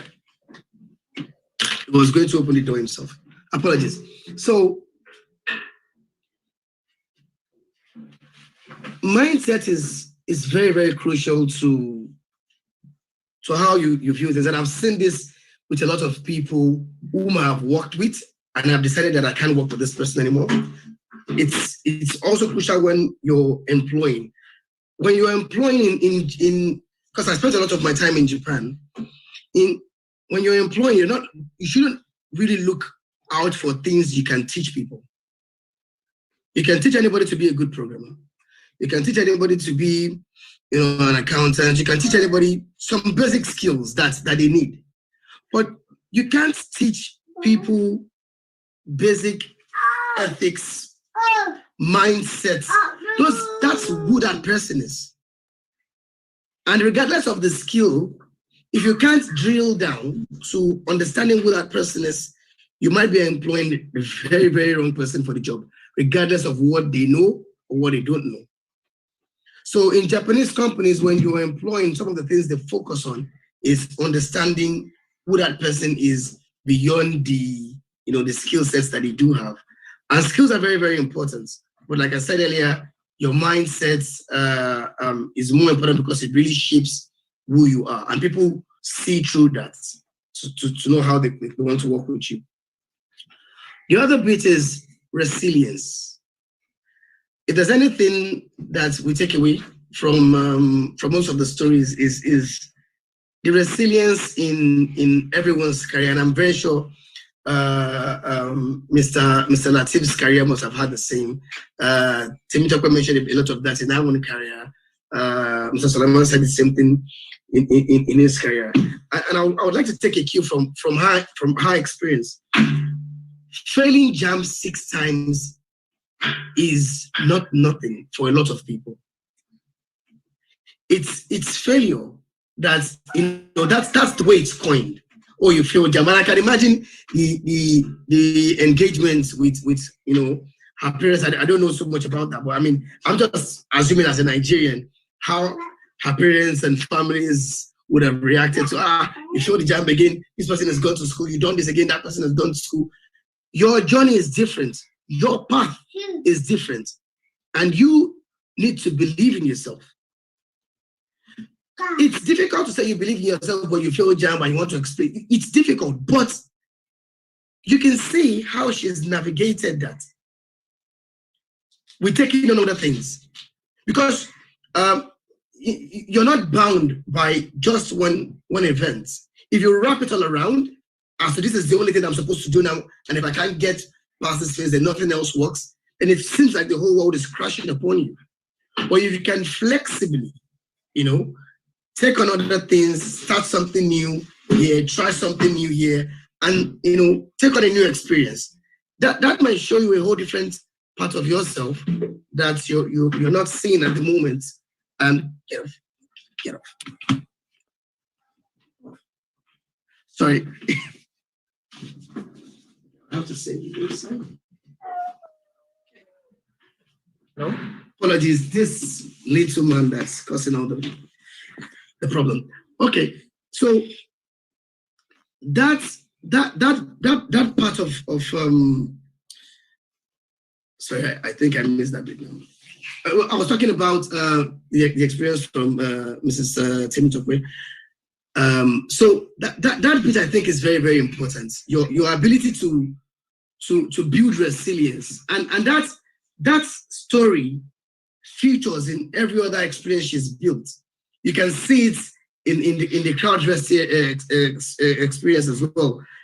Haven't gone to the market and those failures she's mentioned. Yes, exactly. Business person, you understand that she could have lost everything she's got and actually end up in debt. But testing those murky waters with their own cash and them building from that point onward, I think has really helped. So these bits and pieces really do come handy. You need to get some form of work experience. A lot of Nigerian youths lack work experience before they actually get to that interface of crossing over to the career world. You need to have done something, no matter how little, and you need to be able to state that. So being a part of an organization, running activities, those things are important, and you need to identify your own sector of interest. When you identify your sector of interest, just like Mr. Sulaiman mentioned earlier, then you need to know what matters in that space. So knowledge is very, very important, right? You need to know what matters in that sector. What's happening in the energy sector? How does that sector connect to other sector? And when you can build that connection, then it gives more clarity as to what you're dealing with. And you need to have some skill sets. But in building your skill sets, you need to be careful not to become a tool, but to become an asset. Okay, you need to be careful not to become a tool, but to become an asset, because when you're a tool, the companies will employ you to do just that one thing. When you become an asset, then you can add so much more value to the company beyond that just one thing. That's my take. Thank you. All right. Thank you so much. Thank you so much. We are far beyond time, but we've done so much. So I'll move on to Mr. Latif. So also, I have other questions that I'd like to ask. If I'm a younger person who wants to go into business, who wants to go into accountancy, who wants to go into finance, what should I know and what should I have before leaving school? Yeah, thank you very much for the question. And the truth of the matter is the story of my younger me is not different from all I've listened to from Mr. Sulaiman. This is Omotolani, Dr. Yusuf. One thing has been very consistent across board, which I think I will also try to corroborate. As a young guy, as a young child in secondary school, I wanted to be a doctor. Because my mother told me that When I was age 3, I think I was asthmatic, and having survived that, she was always telling me, you need to be a doctor. So that stuck, you know. So of course, when I was doing my GSS 3 exam, my mindset was that I was going to go into science class, you know, and of course, I eventually got into SS1. In my first term, I was actually in science class, but I don't know what happened. A particular teacher just came, picked the 3 of us, sent us out of science class, you know. And so personally, I don't see any situation as very bad. So I took it upon myself that, this business study that I didn't like when I was in GSS, I need to then start, you know, studying myself and all of that. So I went into commercial class. I bought all the textbooks I needed to buy. You know, I started teaching myself bookkeeping and account.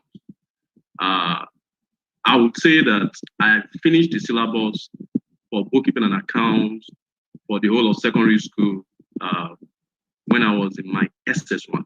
So I was so sure that I knew it very well, you know. So, and of course, I had to also, you know, start, you know, reading up on other subjects. Then, if I remember, I think we had 9 subjects, you know, Yoruba, geography, biology, and what have you. I remember I wanted to be a medical doctor, so I was very versed in anything that has to do with sciences, mathematics. You know, I was the only commercial class student that did further mathematics in addition to further. So, and I was very good at quantitative and all of that. So, because of the ambition I had, I carved a statement for myself then that ambition without determination has no destination. That particular statement, up till today, I still use it to really, you know, check whether I'm still in line or not. And I can tell you, you don't get anywhere without determination. You know, you may be ambitious, you may want to get to a particular place, but if you are not determined to wriggle out your way to face all the challenges, you know, because you can't even get anywhere without facing any challenge. You know, nothing gets done easily, you know. And I always tell my child that, look at, life is so difficult that you must be prepared for all difficulties, because that is the only way you can be successful. So I became an accountant by accident because somebody said I should leave science class for commercial class. Let me also say this. I was also a truant in secondary school. I was a truant because I would play football early in the morning, you know, before going to school.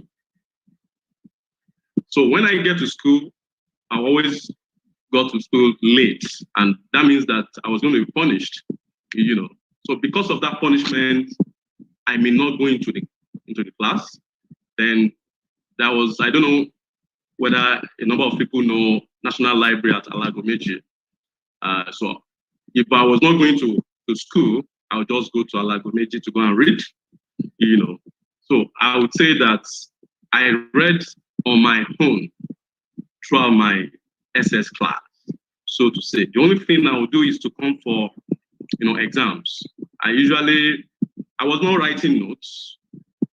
I was always not passing, you know, what they used to call continuous assessment, because I didn't have notes. I would not even be in the class when they were doing tests and what have you. But whenever exam comes, I will pass. So when I did my O level, I had the best results in the school because I was prepared for all of this. You know, I was always reading ahead of the class and all of that. So I had the best result in the school, you know. And my journey to accounting, of course, I've also explained that. In addition to that, I was always thinking that, I wanted to be a chartered accountant even before I finished secondary school, you know, because I did a particular GC when I was in SS1, you know, and I was thinking of starting my accounting technician scheme even when I was in secondary school, you know. But of course, I didn't start until I finished secondary school. I never sat at home for one day after my secondary school. So immediately after I finished secondary school, I went to a private polytechnic because I had O-level result even before secondary school, you know. So I went there to study OND in financial studies, you know. Then before I even finished OND, I already got admitted into Obafemi University, you know, and I was already writing ICANN at that particular period. All of these were without, you know, going for classes, or I did all my ICANN exams without going for any class. I read on my own, you know. So that's why I said, you know, the stories across board is similar. You know, it's about consistency, it's about self-development, it's about getting ready for any difficult, because life in itself is not bed of roses, you know. And I will also say that, you know, when listening to Dr. Yusuf, you talked about, you know, mission, purpose, and all of that, passion, and what have you. At some point in my life, I tried to look back and say, what is it that I was meant to do? So I realized that I am a builder. You know, I build from the scratch. You know, and I will tell about this story. You know, I got into KPMG. I want to say some other stories. I got into KPMG because I didn't like the fact that, you know, audits was monotonous, was mechanical. So I wanted to change, you know, my career path. Not being an auditor, I want to be an advisor. I want to really solve problems. I don't want to be, you know, looking at records of what has been spent already. I want to think through and say, these are the issues with your business, and I think this should be the solution and all of that. So before I joined KPMG, I had worked with a local firm as an auditor. But of course, when I joined KPMG, I went into advisory. And within the advisory space, there was this new unit that was established, you know, and I was part of that team. And we're given a mandate to then start, you know, developing that particular unit. To the glory of God, I was part of that team that actually developed that, and I was a major force in that team, so to say. Well, at some point, I still try to look at whether I'm still satisfied or not, whether I can do much more, you know. Of course, I rose to become associate director in KPMG before I left about 11 months ago, you know, to join Anderson.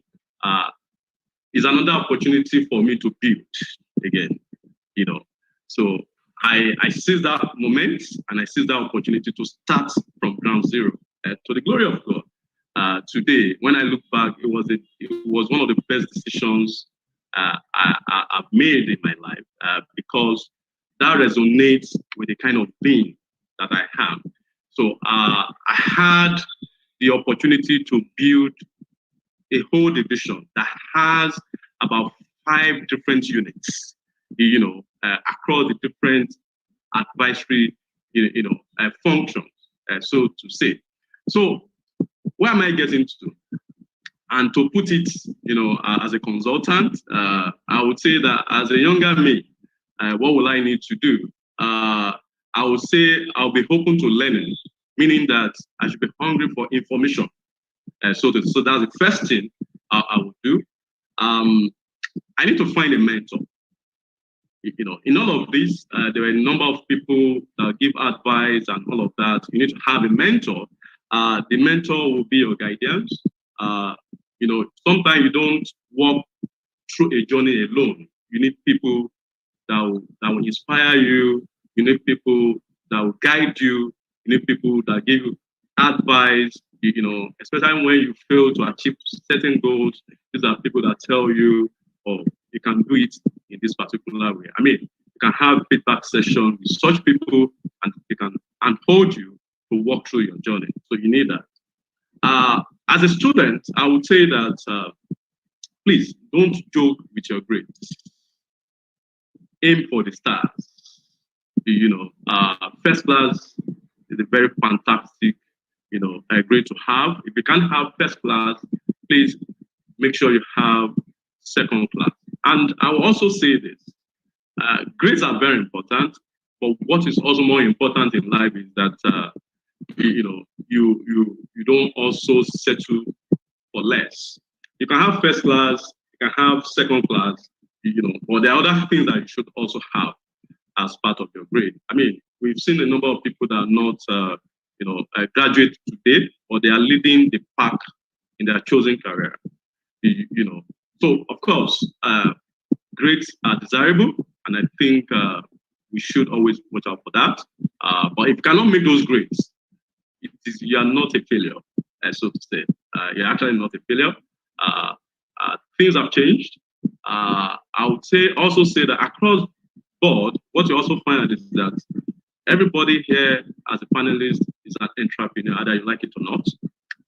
You may be part of a business today, you may not be a business owner, but you have entrepreneurial spirits, and I think everybody should learn that as well. You can be part of a team. Your contribution to a team is also needed for the entrepreneurial, success of that particular team. So it's very, very important. I also dropped this, that you should not have any fear for the future.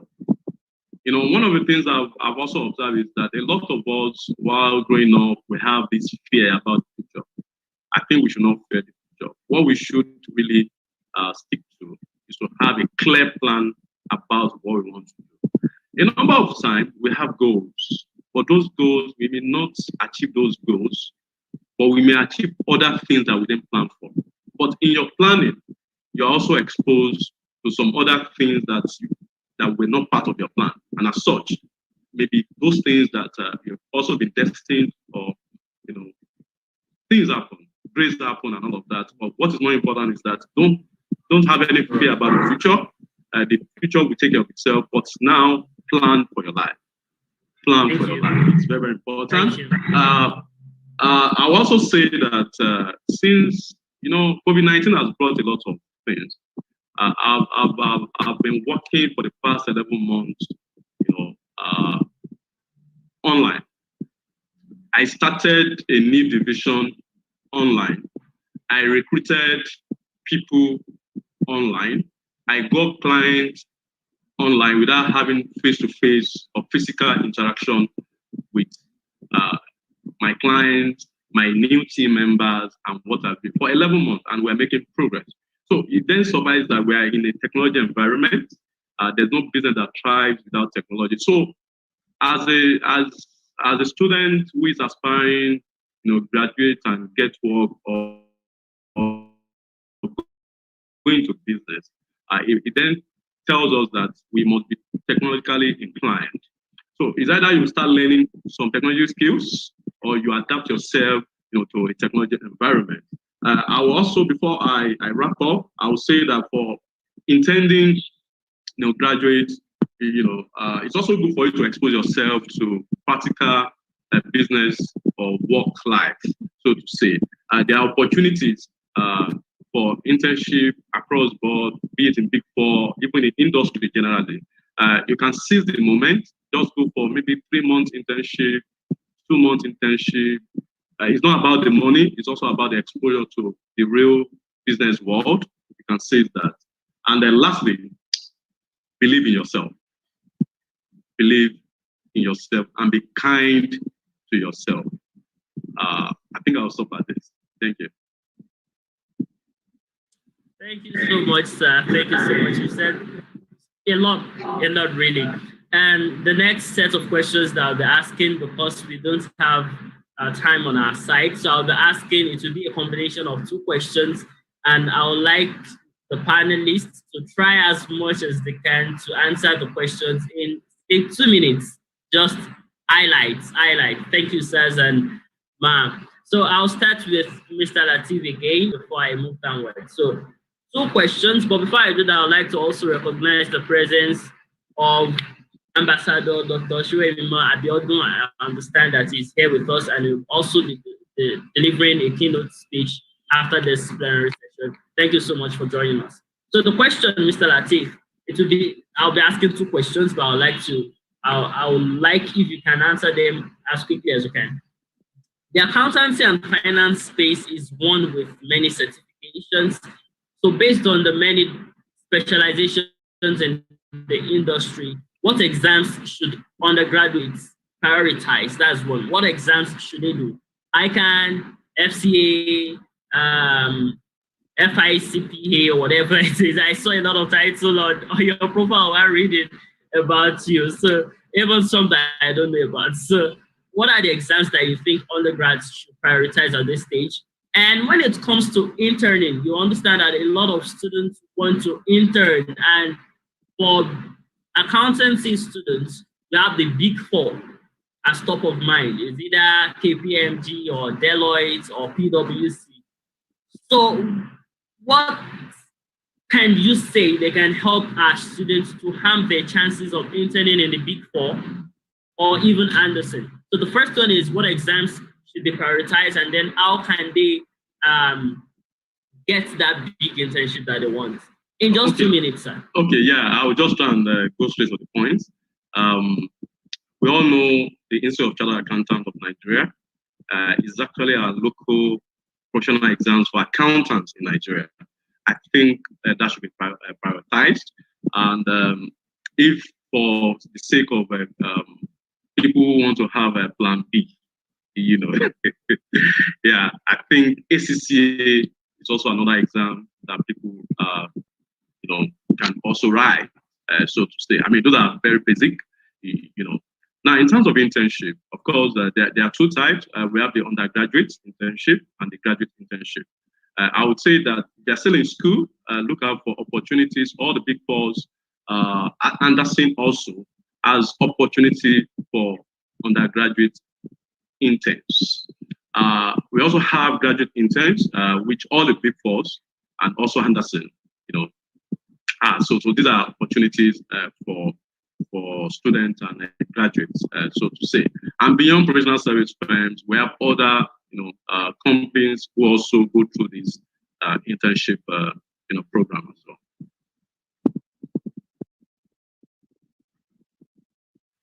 All right, thank you very much, sir. That was very succinct. So I'll move to Dr. Yusuf. I'll also be asking 2 questions, and I'd like you to answer them in just a few seconds.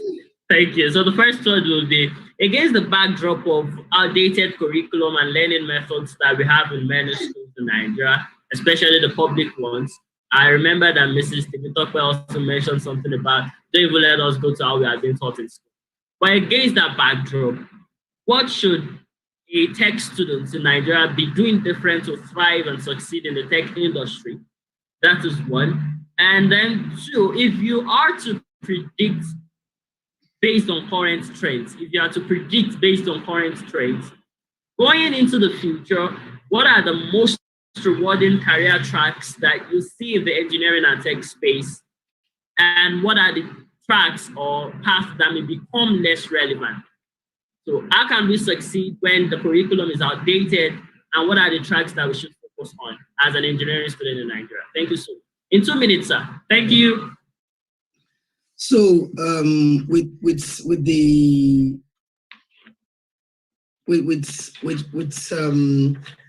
a student's duty is to gather all the experiences he or she can gather beyond the classroom.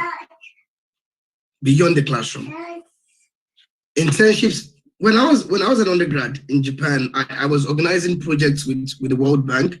I was a Microsoft student partner. I spent my holidays in Tokyo with the Microsoft team. So you need to identify what it is that you want to do and spend your holiday outside the classroom with the people doing it, right? I think Mrs. Motolani mentioned earlier when we were speaking, and she said, she mentioned something about service leadership.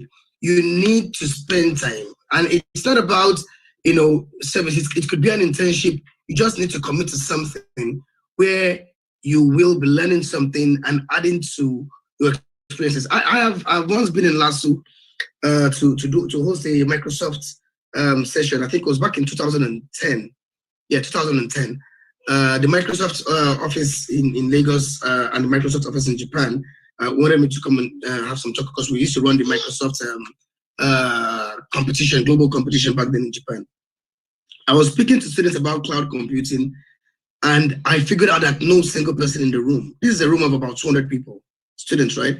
And I figured out not one of them understood what I was talking about, right? I had to take that conversation and just, turn it around into a inspirational lecture. And that was useful for some people as well. So, there are things you need to know if you say that this is what you do, right? And yeah, sorry, I've got company. So that's one. The second is, and I'm just going to jump onto the second question. And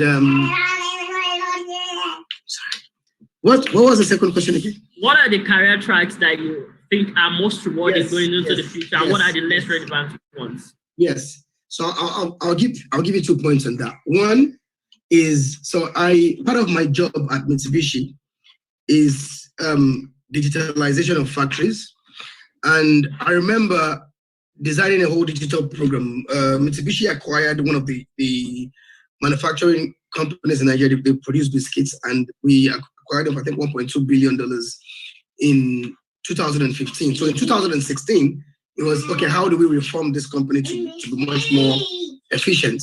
And when we went site, I had digitalized the whole manufacturing process. When we got to site, the manager said to us, please, can you, I didn't want to say anything before you guys came here. I want you to see the team. But he's not Nigerian. He said, look at the people that this job fits. If you have a complete digital line, all these guys will lose their jobs. So I had to go back and redesign that manufacturing line to be semi-digital. Now, what I'm trying to say with that, say with that is that jobs are disappearing, and they don't just disappear; they're becoming obsolete with technology, with robotics, with advancements, and that's a fact. But there are certain skill sets that would always make you relevant in the workspace. And that's the same things I said earlier when I said, do not be a tool, be an asset, right? Be an asset, not a tool. Now, talking about skill sets, everything today is driven by data. Crowdiverse, anything, it's data. Even at ICE, it's all driven by data. Shifa Technologies, even though it's a non-electric solution, we have a digital backend to it where we, are taking oxygen saturation of the patient, when they're on our products. And with that information, we can then, precisely say what ventures the patient should be on. Everything is driven by data. You need to understand data. You need to be able to make meaning of data. You need to be able to, you don't need to know everything, right? There's no rule that says you should know every bit of it, but you need to understand data to a level whereby you can use it.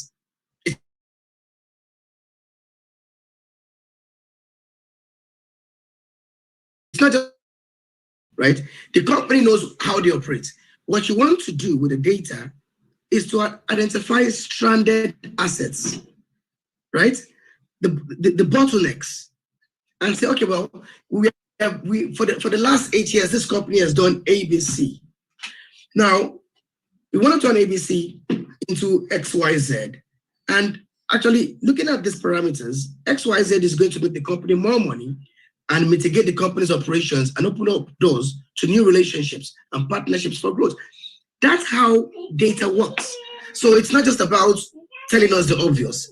It's telling us what we're not seeing.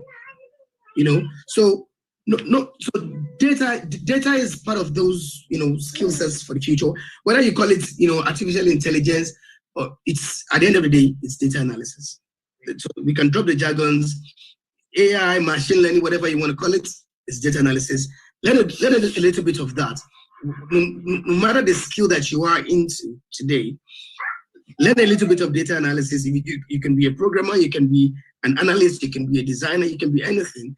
But look forward to learn that tool and think of being a good storyteller with data. That's where communication comes in and data comes along with that. And yes, that's the big thing on this. Beautiful summation. Beautiful summation. Thank you so much. Data and how to understand data, make meanings, and convey what you've understood. Communication with data. Thank you so much. I'd like to move to Mrs. Oluwatolani now. 2 questions also in just a few seconds. Try to make us understand. Bring up to speed. We want to understand, what does it take to be a successful entrepreneur? There's 1. Then 2, pitching and selling are top on every new entrepreneur's list of troubles. So is there a trick to pulling off these pivotal exercises? 1, how can I be a successful entrepreneur? And then 2, how can I excite and harm selling and pitching? Okay, so to be a successful entrepreneur, I think that you have to be value oriented, because what every entrepreneur is selling solution. You have to be able to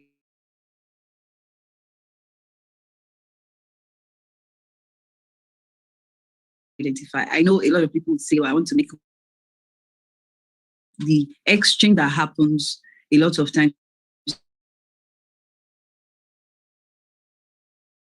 People are not just giving exchange by paying for it.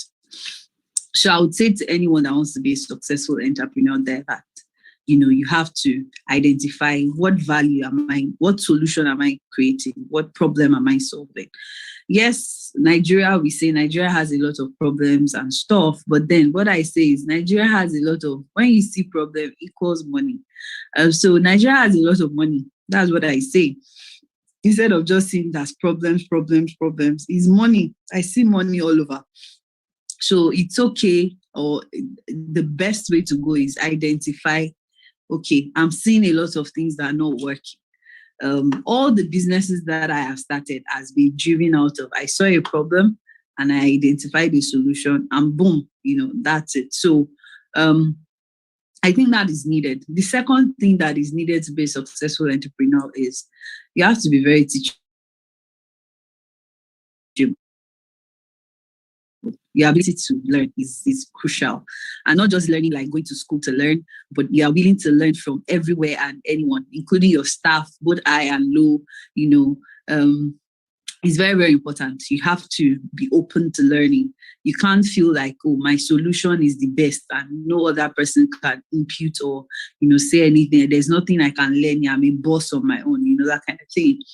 Then the third thing I would say is that your staff or your team members, they are the backbone of your business. You know how the way we run business in this part of the world sometimes, where people are like, Kabiosi style, that's what I call it, where you are the entrepreneur and nobody else can question or can tell you what to do or how to do stuff.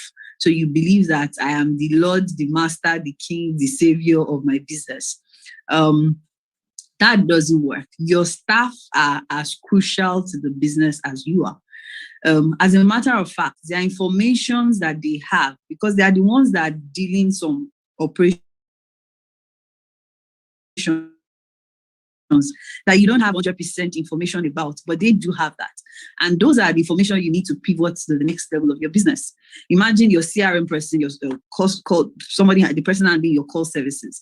They hear what you are not hearing from your customers. They hear feedback. They get, okay, can you guys do this better? But if you are mean, harsh, and you don't want to listen to anybody, those kind of people can't come back to you with such feedbacks.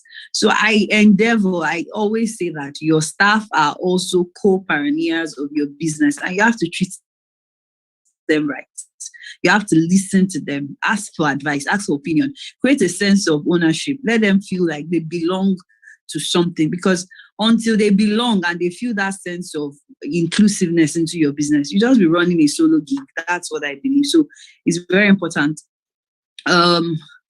Then I think the other thing is you have to pray.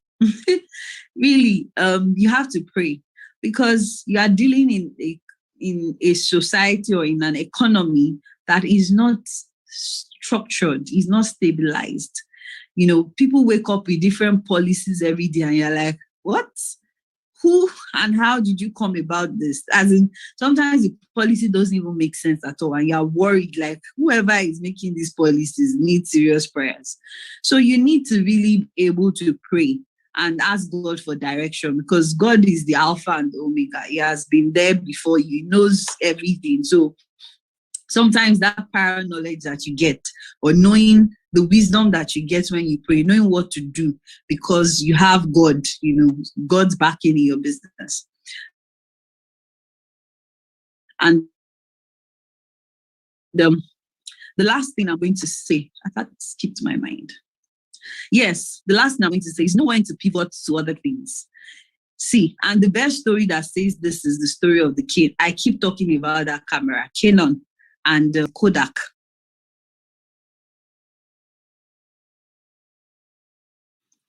That story is like, you need to learn how to pivot. A lot of us start businesses and you think that this is the model that you should run till the end of the world. No. Sometimes you need to know when to move to other things, when you need to upgrade your services. Kodak could have been the best, maybe one of the best cameras we still be using in this time and age, if they knew that it was high time for us to move from developing pictures from negative to positive, darkroom, and start looking for other things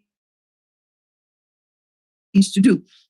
And they didn't even know then that people will start having phones on, they'll start having good cameras on their phones. So how many of you here really have a camera? How many of you here are aspiring to buy a camera, except you're a proper photographer?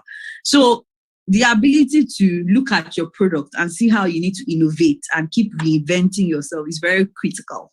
Don't just stay in one place and say, oh, this is the idea, this is the model I got. As a matter of fact, I prayed about it and, God gave me the answer. So it has to be like, that's why Kodak is dead and buried now.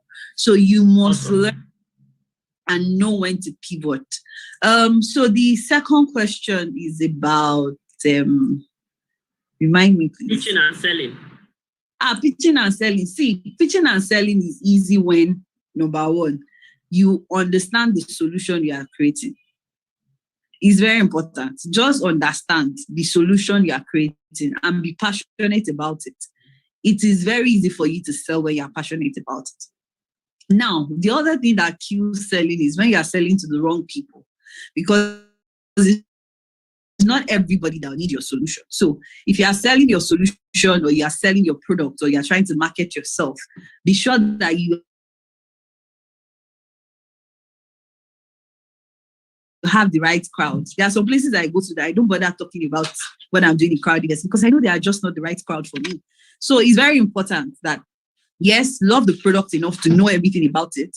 And also, when you are in the midst of the crowd, identify your key people. At this my client, everybody cannot be your client. And so when you identify your client, you identify their key area of focus, because you know that this solution you are creating is for them. It's very easy for you to sell.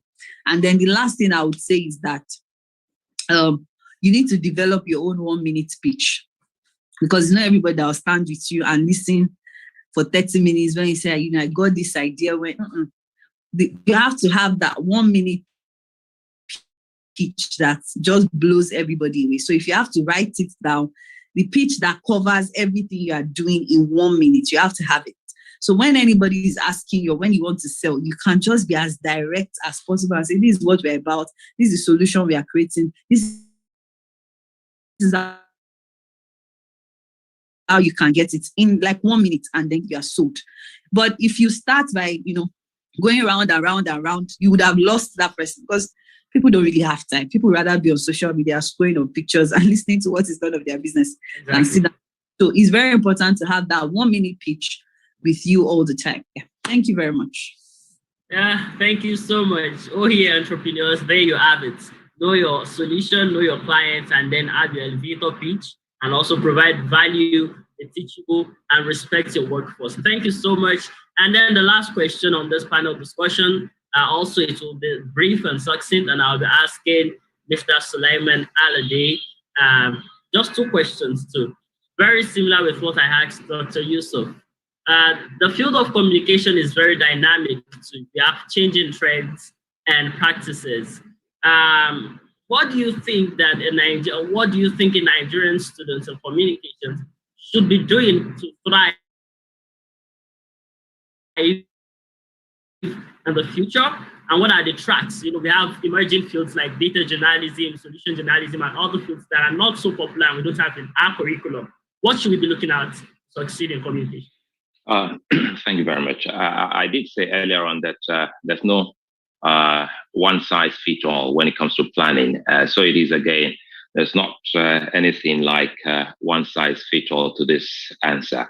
The theme here is that things are changing. We live in a world of flux. Daily things are changing. The question we should be asking ourselves, are you changing? So that's it. If you're not changing, then you don't have to look to the future sometimes. The future is you changing with what you experience at the moment. Sometimes trying to look at the future, you just might miss it. But as things evolve, you're evolving, you're changing with them. And that is why knowledge is very important here. No matter what it is, try as much as possible to arm yourself, to equip yourself with what new skills.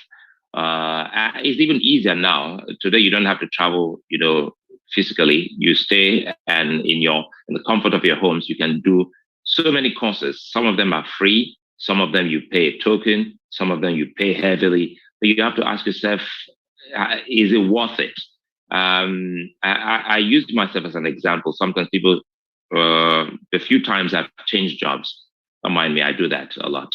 People go, is it now that people are looking for a job? There's no job anywhere. You just change job.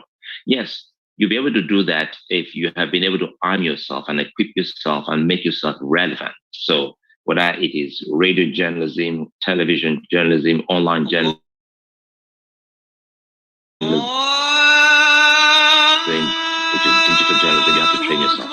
So, and how best to do that is if you work in a place whereby there's no training, regular training for staff, please, by all means, do what they call a susu, onijara, gather money, thrift collector. Please don't spend your money, honestly.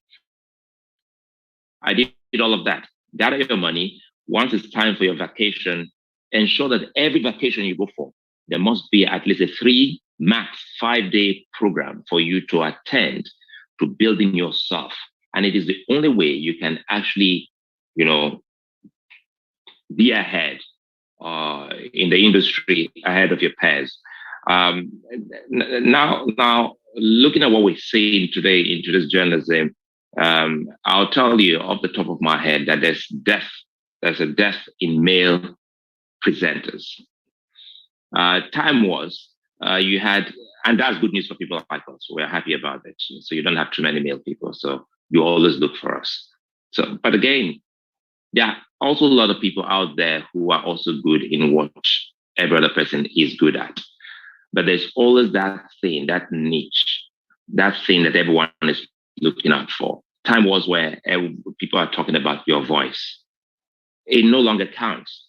If you have the voice, there's another man who has the voice and also has some editorial skills. And if you have the voice and have editorial skills, there's another man who has the voice, editorial skills, and also knows how to edit online.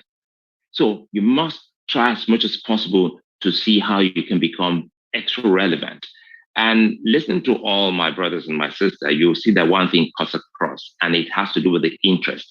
By all means, if it's not of interest to you, do not force yourself to do it. Look for that thing. There's every chance that there's something of interest to you. Don't look at people's faces. If it is about, doing something that doesn't look so lucrative, perhaps you don't even know that you're about to carve, make history in doing that. So if journalism stresses you, if it puts a kind of weight on your shoulders, you are always stressed, then perhaps maybe it is not meant for you. Then, quite frankly, and lastly for me, first put your passion, put your love for that job first. And trust me, money will come. Don't put money first. Tolani said something about training yourself, and that's it. You must serve. The southeast of Nigeria, they have this system whereby we see people working and serving. Trust me, if we were living in the Western world, would have been able to have a study of that in places like Harvard, in places like MIT, to understand this whole system of, in quote, serving a master. You can never go wrong. Once you serve, you're gaining experience, then you can add it to your own experience. There's innate experience, there's experience by observation, there's experience by knowledge, and all of this will make you stand out. I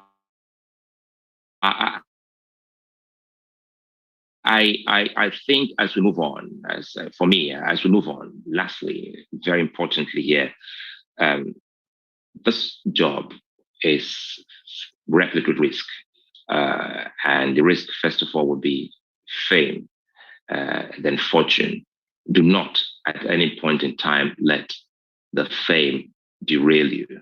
It's very, very easy to get derailed, because as you're in the spotlight, as you're getting successful, things will come that will easily, without you knowing, take you off the track, and you'll be what they refer to. Once upon a time, we had a lady or a man like this. So I wish everyone who listens to us, for me, success. And if there are other questions, I'm sure you know how to reach every one of us, perhaps because of you said that we're out of time, so they can send us questions by email, and we'll send our answers to them. Thank you very much.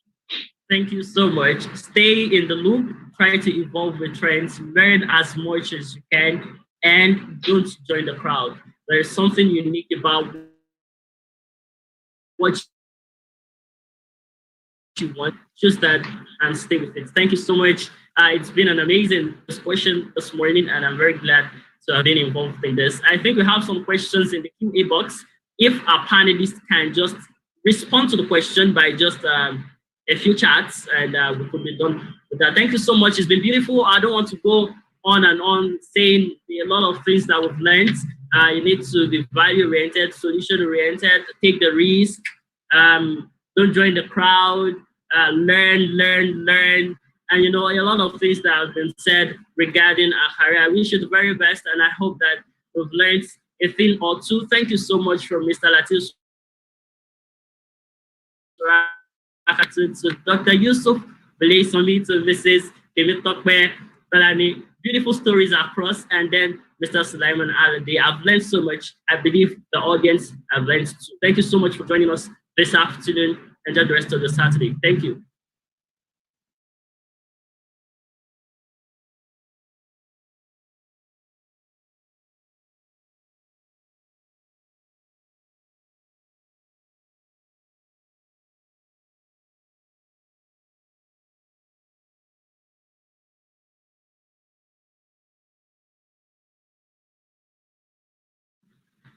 Wow, that was amazing.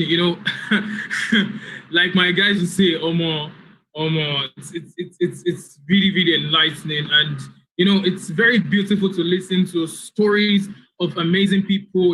From Sulaiman Alade, we see those days in channels, and we see him to news village, in village square and stuff like that. So but getting to hear the experience these people pass through, it's really, really amazing. Most of the times people talk about their success stories, and they fail to, give us an insight of when and where they tripped. But our panelists have shared everything from their wealth of experience that will make us understand how to actually create a career path for ourselves better.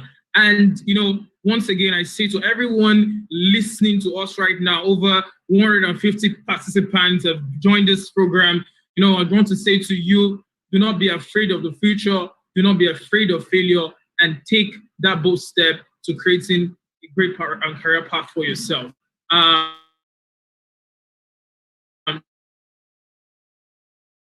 It's really been amazing since the beginning of the students' career fair. and I believe that every single one of us who has participated so far have gained one or two things to actually redefine our career path. So once again, for those who are just joining us, welcome to the Student Career Fair themed navigating walk. Once again, the giveaway is still going on Twitter. To win this, go on Twitter, say something about the SCF, the Student Career Fair of the Council of Higher Institution, Lagos State Area Unit, Muslim Student Society of Nigeria, and tag at SCF __ official and get as many retweets as you can get to stand a chance to win a very huge amount of cash prize.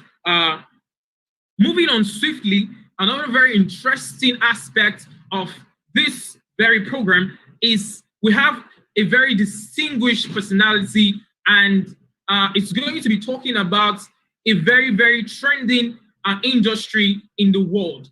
And many Nigerians are actually benefiting from this, but some are still having a sketchy part of this industry, the sketchy knowledge of this industry. And we're going to want to make this very clear. And it's all about technology, the tech industry. You know, we have tech bros, tech sis, yeah, left and right, everybody cashing. You know, we always want to understand, some people still want to understand how to go about this. And, you know, tech is just a new oil. So we're going to be looking at tech fluency, a foundation of emerging career. Tech fluency, a foundation of emerging career. And we've brought someone who is very prolific at this field to talk about this. Is no other person than Ambassador Dr. Showemimo Abiodun. Ambassador, so are you with us?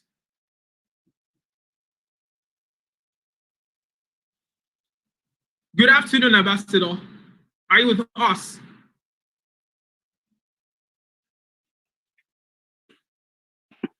I think his mic is mute. Good afternoon, sir.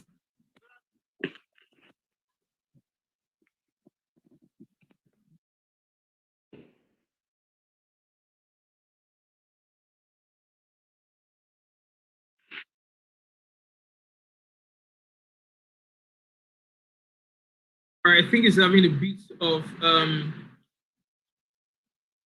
technical issues, but you can unmute yourself, sir. Like I said, it's going to be discussing tech fluency, a foundation of emerging career. Technology is a very crucial part of many career paths. You know, you have engineers who need softwares which are technology based to actually run the engineering projects. You have accountants who need accounting softwares to actually do well in the accounting roles at their workplaces. You have HR personnel who have applications they need to actually excel, and so many things. So technology is a very integral part in growing your career as an individual in this century of ours. Like I said, we're going to be having Dr. Ambassador Showemimo Abiodun, and I'm going to be reading out his profile. He has a very long, interesting and intriguing profile. But to start with, Ambassador Dr. Showemimo Abiodun is the Chief Executive Officer of Infometric Data Network, Capital Metric Bank, and iNet Telecom. Dr. Showemimo was born on the 25th of December 1986. Is a multiple award-winning computer programmer, financial technologist, diplomat, internet entrepreneur, domain broker, computer media applications, and online reputation management mogul with estimated net worth of over, I don't want to call the amount. It is, the amount is humongous, but it's something around millions of dollars. And he's also the founder, like I said, of iNet Telecommunications, Capital Metrics Fifth Bank, and Infometric Data Network. He's best known as the founder of the Global Data System of Information Profiling Application, Pagepedia. Now, on the 17th of March 2019, he was awarded by the Egyptian president and chairperson of African Forum as the most promising youth in Africa. On the 25th of September 2019, at the occasion of the high-level segment of the 74th UN General Assembly, the permanent mission of Nigeria to the United Nations, in collaboration with World Award Foundation and Silicon Valley Nigeria Economic Development, SVNED. Dr. Showemimo won the 2019 SDGs 9th honors in industry innovations and infrastructure alongside with Alicia Keys and the rest. Subsequently, he was conferred with a doctorate degree, PhD in Information Technology Management from the prestigious Icon University of Management, Science and Technology.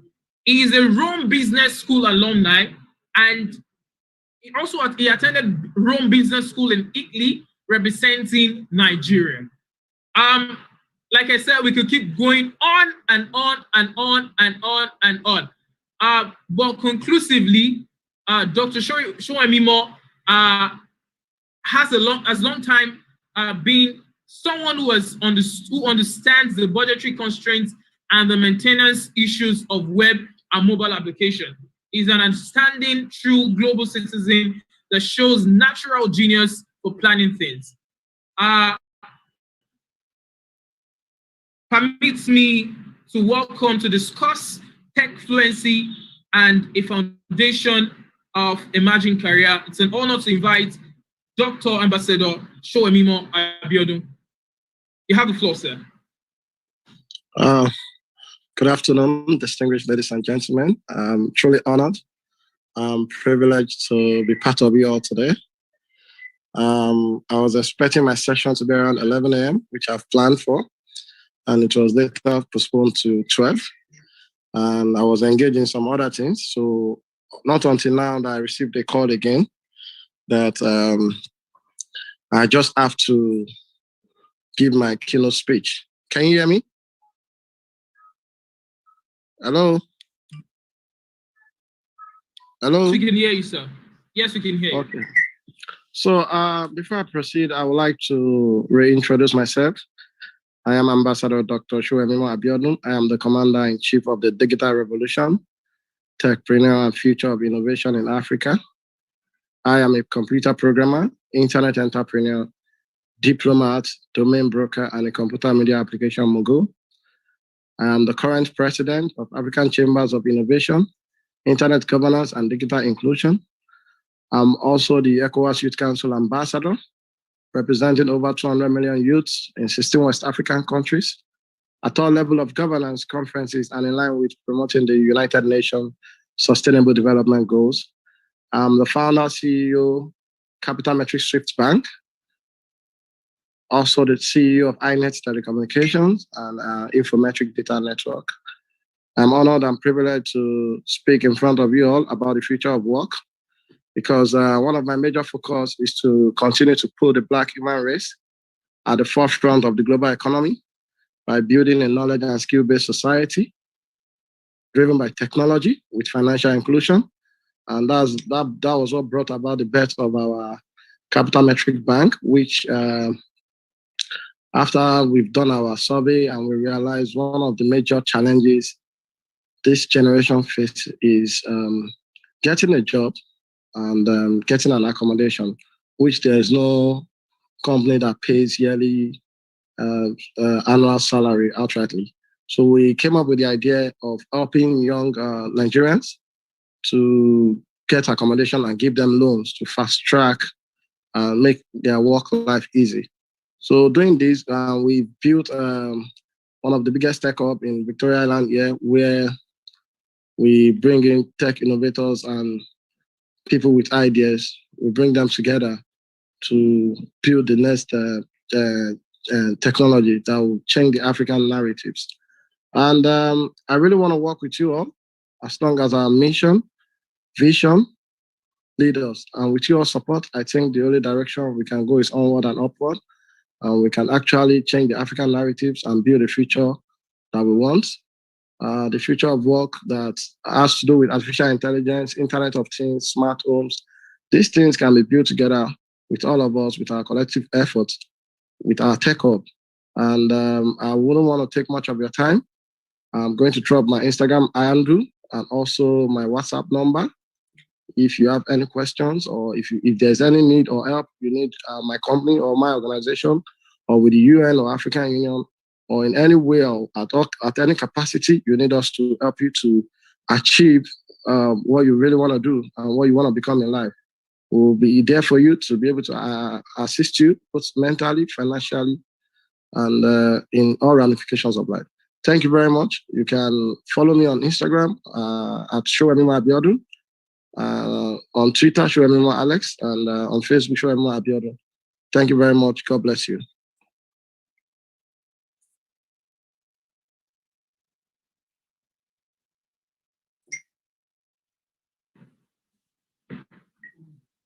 All right, thank you very much, sir. That was indeed very, very succinct. We really appreciate it, and we're sorry for the initial mix-up. We actually thought you were not actually on the you were not on the platform, so that was why we shifted your session forward. We're deeply sorry about that. And thank you very much for your time. We really, really appreciate your presence. And I don't know if you were present during the launch of the magazine. Were you there, sir? Yeah, I wasn't there because I logged into the Zoom meeting 10:30 a.m. So, but I would like to make my contribution. I don't know. Can you give me a summary of the magazine? Yes. So the aim of the magazine basically is to help people actually get a clear picture of how to navigate their way through a career path. So it contains lots of content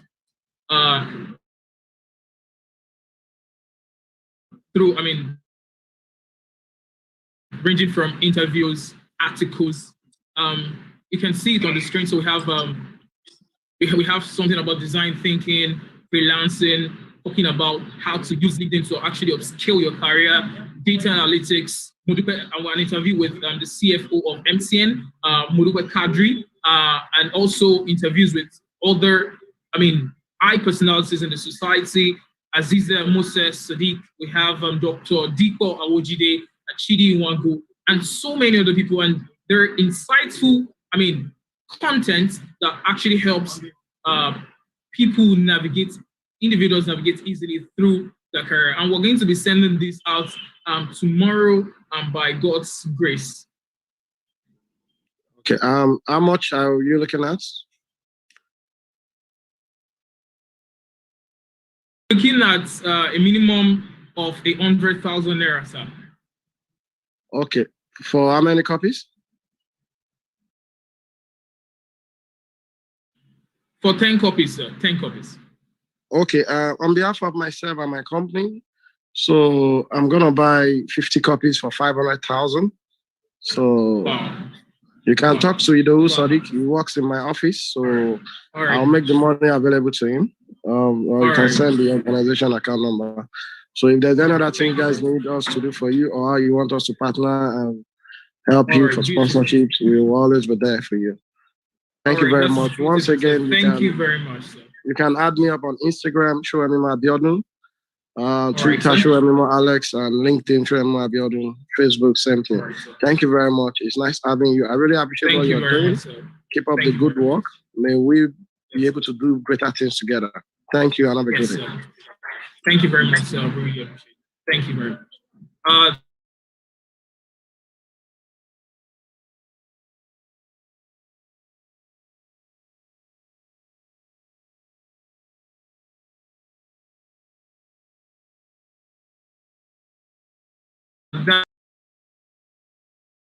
And also increasing in abundance of wealth. So quickly we move swiftly to the next agenda of the agenda, and that is to have a very an interlude, because it's saying that all work and no play makes Jack a mumu boy. Sorry, makes Jack a dull boy. So we're going to have Habib Akorede to anchor the interlude session. So I'm going to be handing over to Abib Akorede to anchor the interlude session.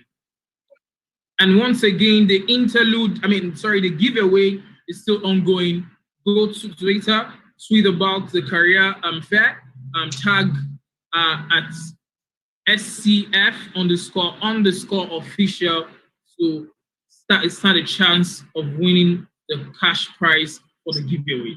Thank you very much once again. Invite a friend to invite another friend to invite another friend. So I hand over to my brother, Abib Akorede. Okay, good day everyone. So I have some games for us to play today. So just about 3 of them. I'll be showing some slides and give instructions to the games. So I would like you guys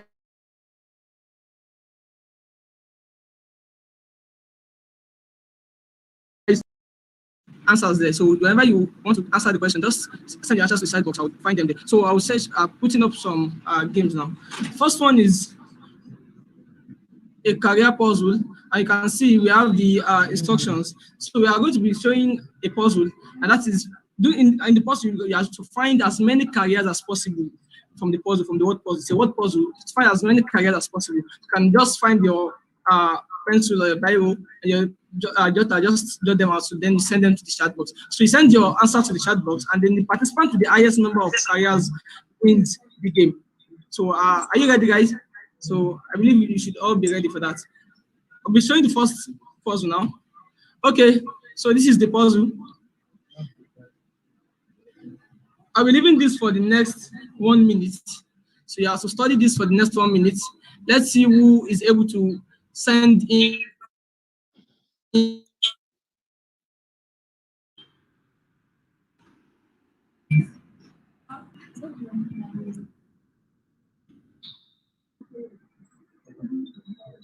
So you have to send your answers to the chat box, not to the QA box, the chat box. The chat is open. Really, the chat is open.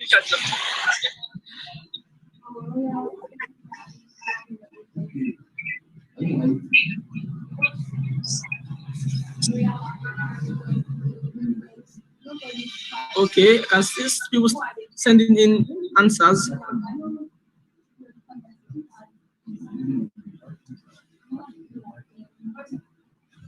Ayola Olorun Nishola recognized.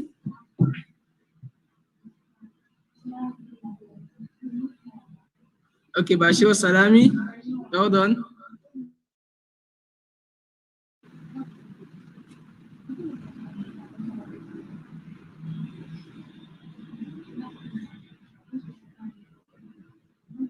Okay.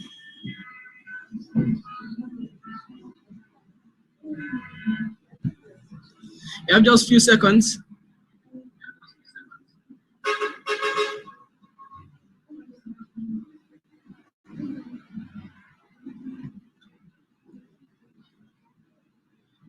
Let me just remind you that you have to send in careers, to look for careers, not just any words, careers, yeah.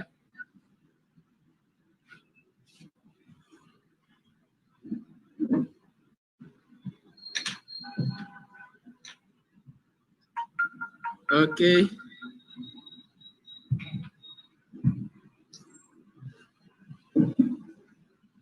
For sending in the answers. Oh, wow.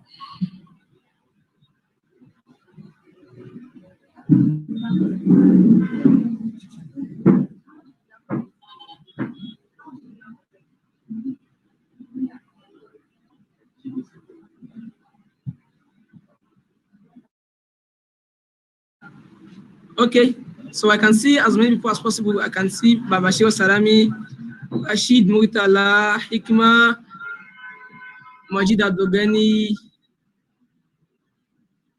I think that's all for now. Let's see the answers.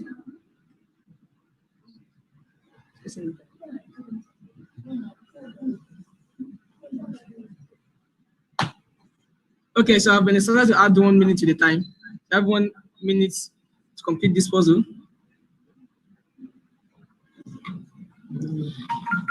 The participant with the highest number of careers sent in wins the game. And I should inform you that the winner will go home with a cash prize as informed by the organizers. And there's a cash prize that awaits the winner of each game.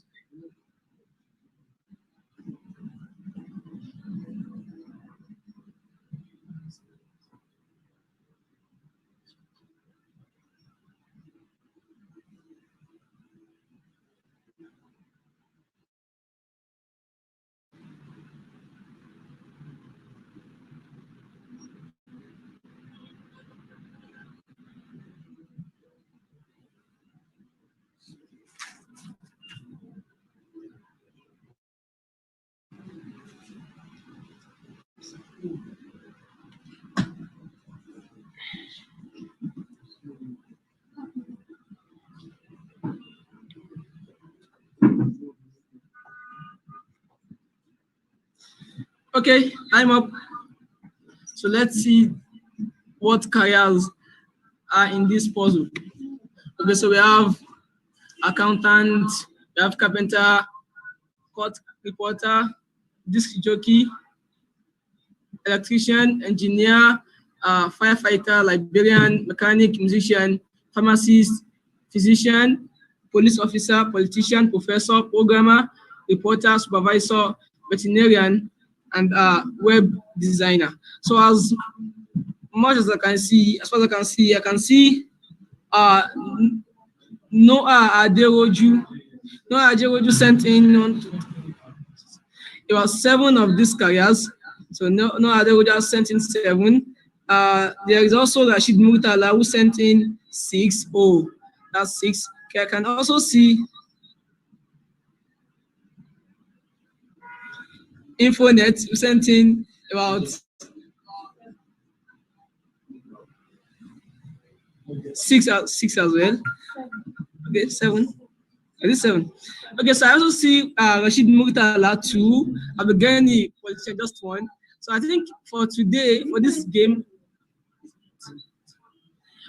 game, our winner for this game is the brother who sent in 7 careers, and that is Noah Aderoju.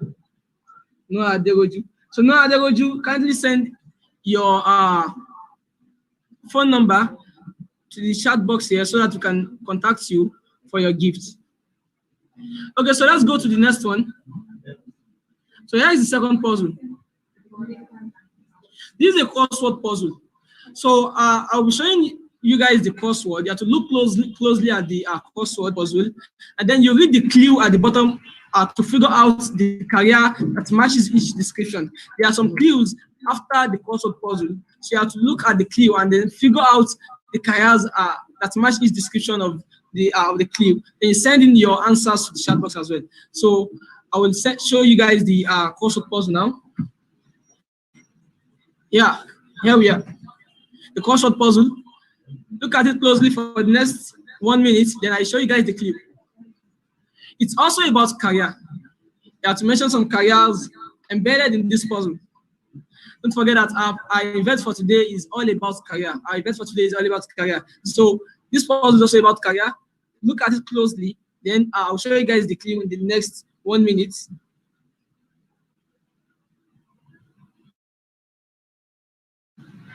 There are 15 words in this puzzle. As you can see, they are each horizontal and vertical lines are numbered. So just look at it closely. So we have just 30 seconds before I show you guys the clue.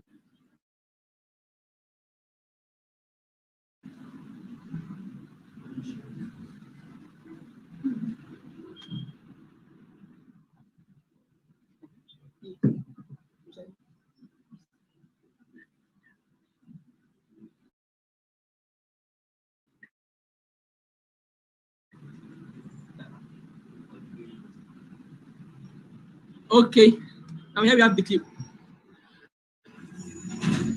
So there is someone who designs buildings, someone who fixes cars, someone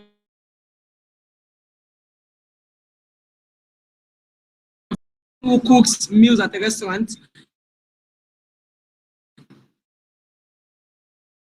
someone who cleans your teeth and keeps them healthy, someone who cuts your hair, someone can fly a plane, another a doctor that helps animals.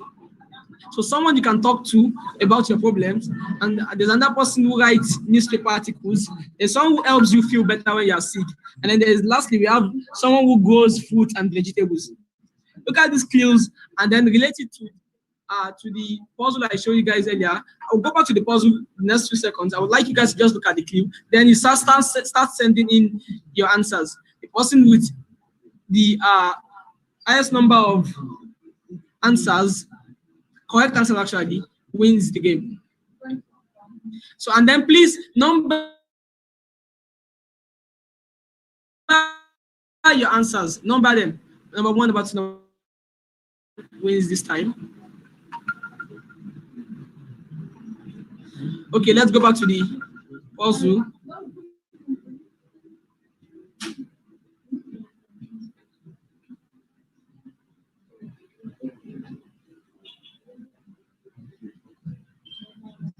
Don't forget to number the answers. Number them, please.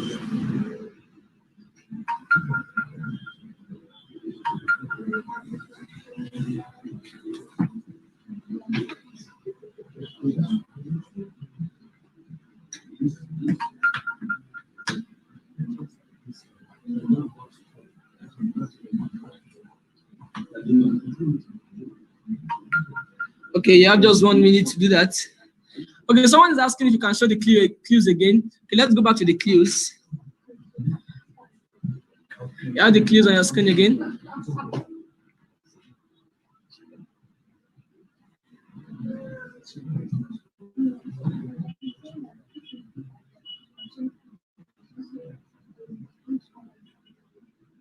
Oh, someone says the numbers are too tiny. Oh, sorry about that.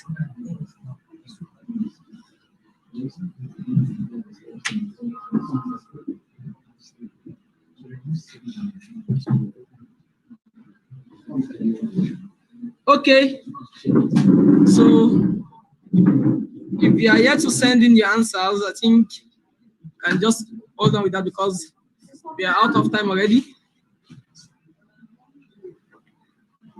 Okay, so let's show the answers. Yeah, let's see the answers.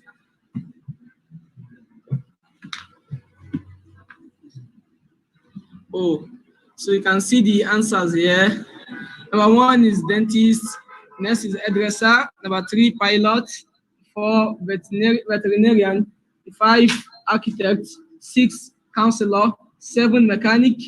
8, journalist. 9, police officer. 10, doctor. 11, farmer. 12, realtor. 13, firefighter. 14, chef. And 15, banker. Okay, so let's see who has the highest number of careers sent in. Oh, I can see someone here who has sent in about 10 answers. Wow, 10 answers. That's Abdurrahman Sani. Abdurrahman Sani sent in 10 careers. Let's see, who else again? Okay, there's Sophia OA who sent in 4. Okay, there is Kudira Adbalogun who sent in 4 as well.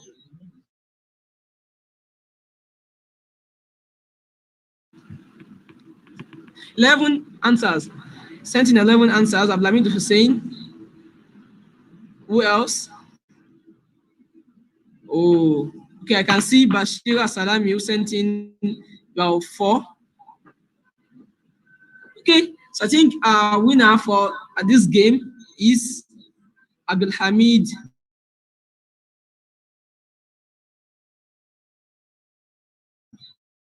Hussein. Hamid Hussein. Kindly send in your contacts so that you can be contacted to have your prize. And then the last one. So this is about we'll be giving you some passages about a person, and then you have to tell us who is that person. Then you send the answers to the chat box. Okay, so the first person. So who is he? He's one of the most successful Nigerian entrepreneurs. He was born in 1960 in Kano, His father was also a businessman. He studied at Capital University in Ohio, United States. When he was 24, he returned to Nigeria to run the family business. In 1988, he established an international company with the purpose of commodity trading, importing rice, flour, oil, and iron.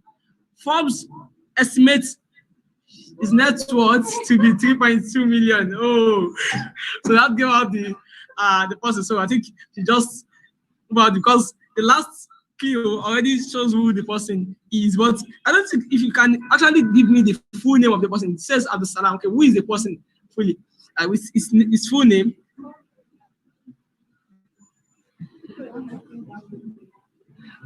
Okay, let me see. Okay, some people are saying Dagote. So, but the last key actually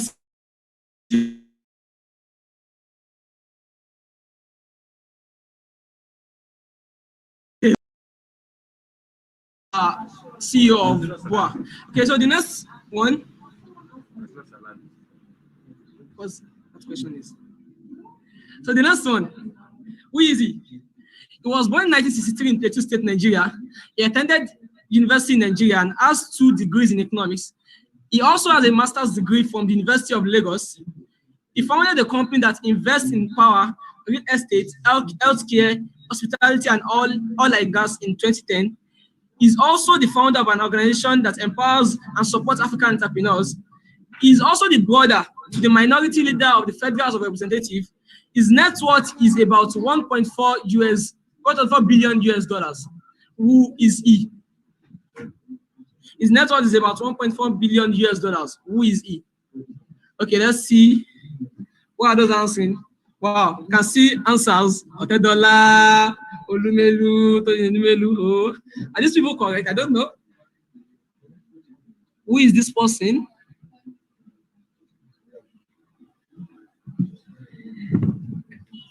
Okay, let's see who is this. Who is he?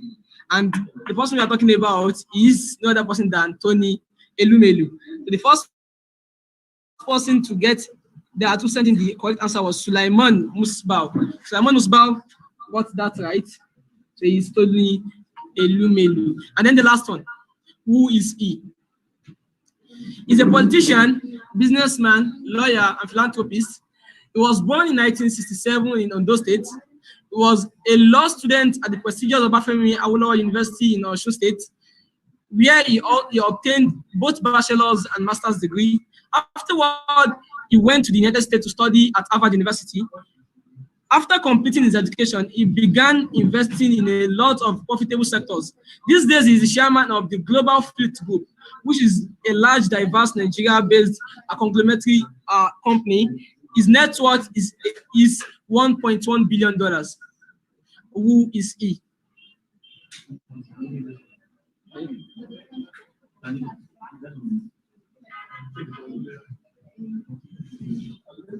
His net worth is $1.1 billion. Yeah. Oh, people are sending in answers already. Who is this person? Wow. Okay. Can see someone saying Otedola. Can see someone saying Jima Ibrahim. Who else? Mike Okonkwo. Okay. Who is he?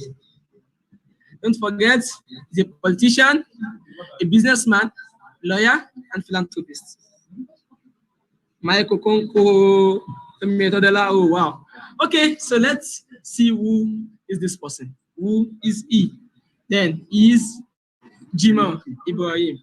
So the first person, someone said the last Adegbola. Wow. Okay, so the first person to get the answer right was Hikma Abdulgani. Hikma Abdulgani.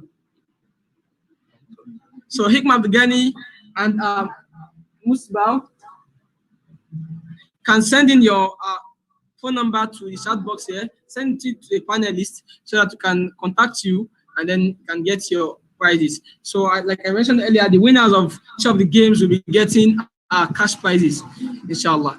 So that will be all for today. Interlude session. I'd like to hand over to the moderator. Thank you for joining me. Yeah, where's moderator? Thank you very much, Habib, for that beautiful, engaging interlude. I personally got to learn about some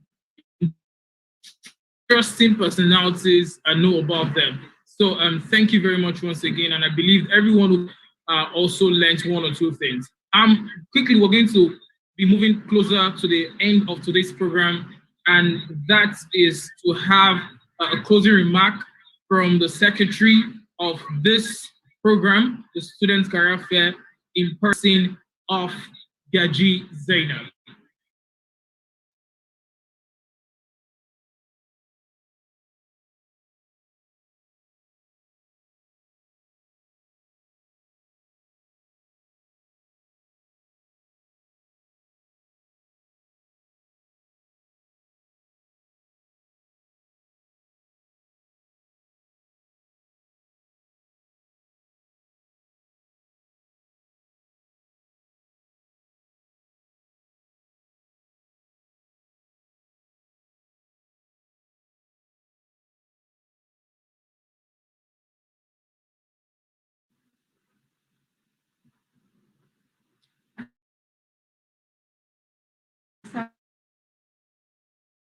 I want to say a huge thank you to all of us because we have wonderful application. I also want to say thank you to the organizers, of course, and also to the audiences for attending this program. May Almighty Allah bless you all abundantly. I'm sure that this probably isn't the first event that majority of us have attended that stresses on career development and all of that. Something important and very, very worthy about repetition is the fact that whatever it is that is being repeated, it enables such things to stick. You understand? Like, you feel like, oh, student career fair, the more you hear something, the more it is being repeated, the more you tend to assimilate it further, the more it resonates being. So I believe this is just to further impact to further let us know that what we're talking about is not child's play, something that we all need and we all need to take note of. And talking about repetition, I noticed that all of the speakers, they kept saying that, of course, everything they said was major, but an important point they kept making was you should not be afraid to fail. And that was one thing that kept. I believe that as students or some of us that are graduates, we can probably proceed to do something. We feel like, oh, what if I fail? And then just end up not doing it. That shouldn't be so. If we have a plan at hand, the important thing is to try our hands on it. Yeah? I heard something some time ago that the greatest risk in life is not taking risks at all. If you keep dropping things because of you're afraid of failing, then most likely we won't move forward in life. So when we fail, we learn, then we pick ourselves up from where we left off. So I do hope that we're able to learn, we are able to utilize all what we've learned today. We're able to utilize it and use it to the best of our ability. So today doesn't mark the end of the program. It continues tomorrow as well. So you see, there are still a lot of things that we need to talk about. Tomorrow by 11 a.m. I do hope you all be present and follow through as well. Tell us, and as Moderator has been saying, to tell our friends, to tell their friends. I want to say thank you for the time for all of us who attended. May Almighty Allah prepare and all that we do, and grant us all beneficial knowledge and protect us.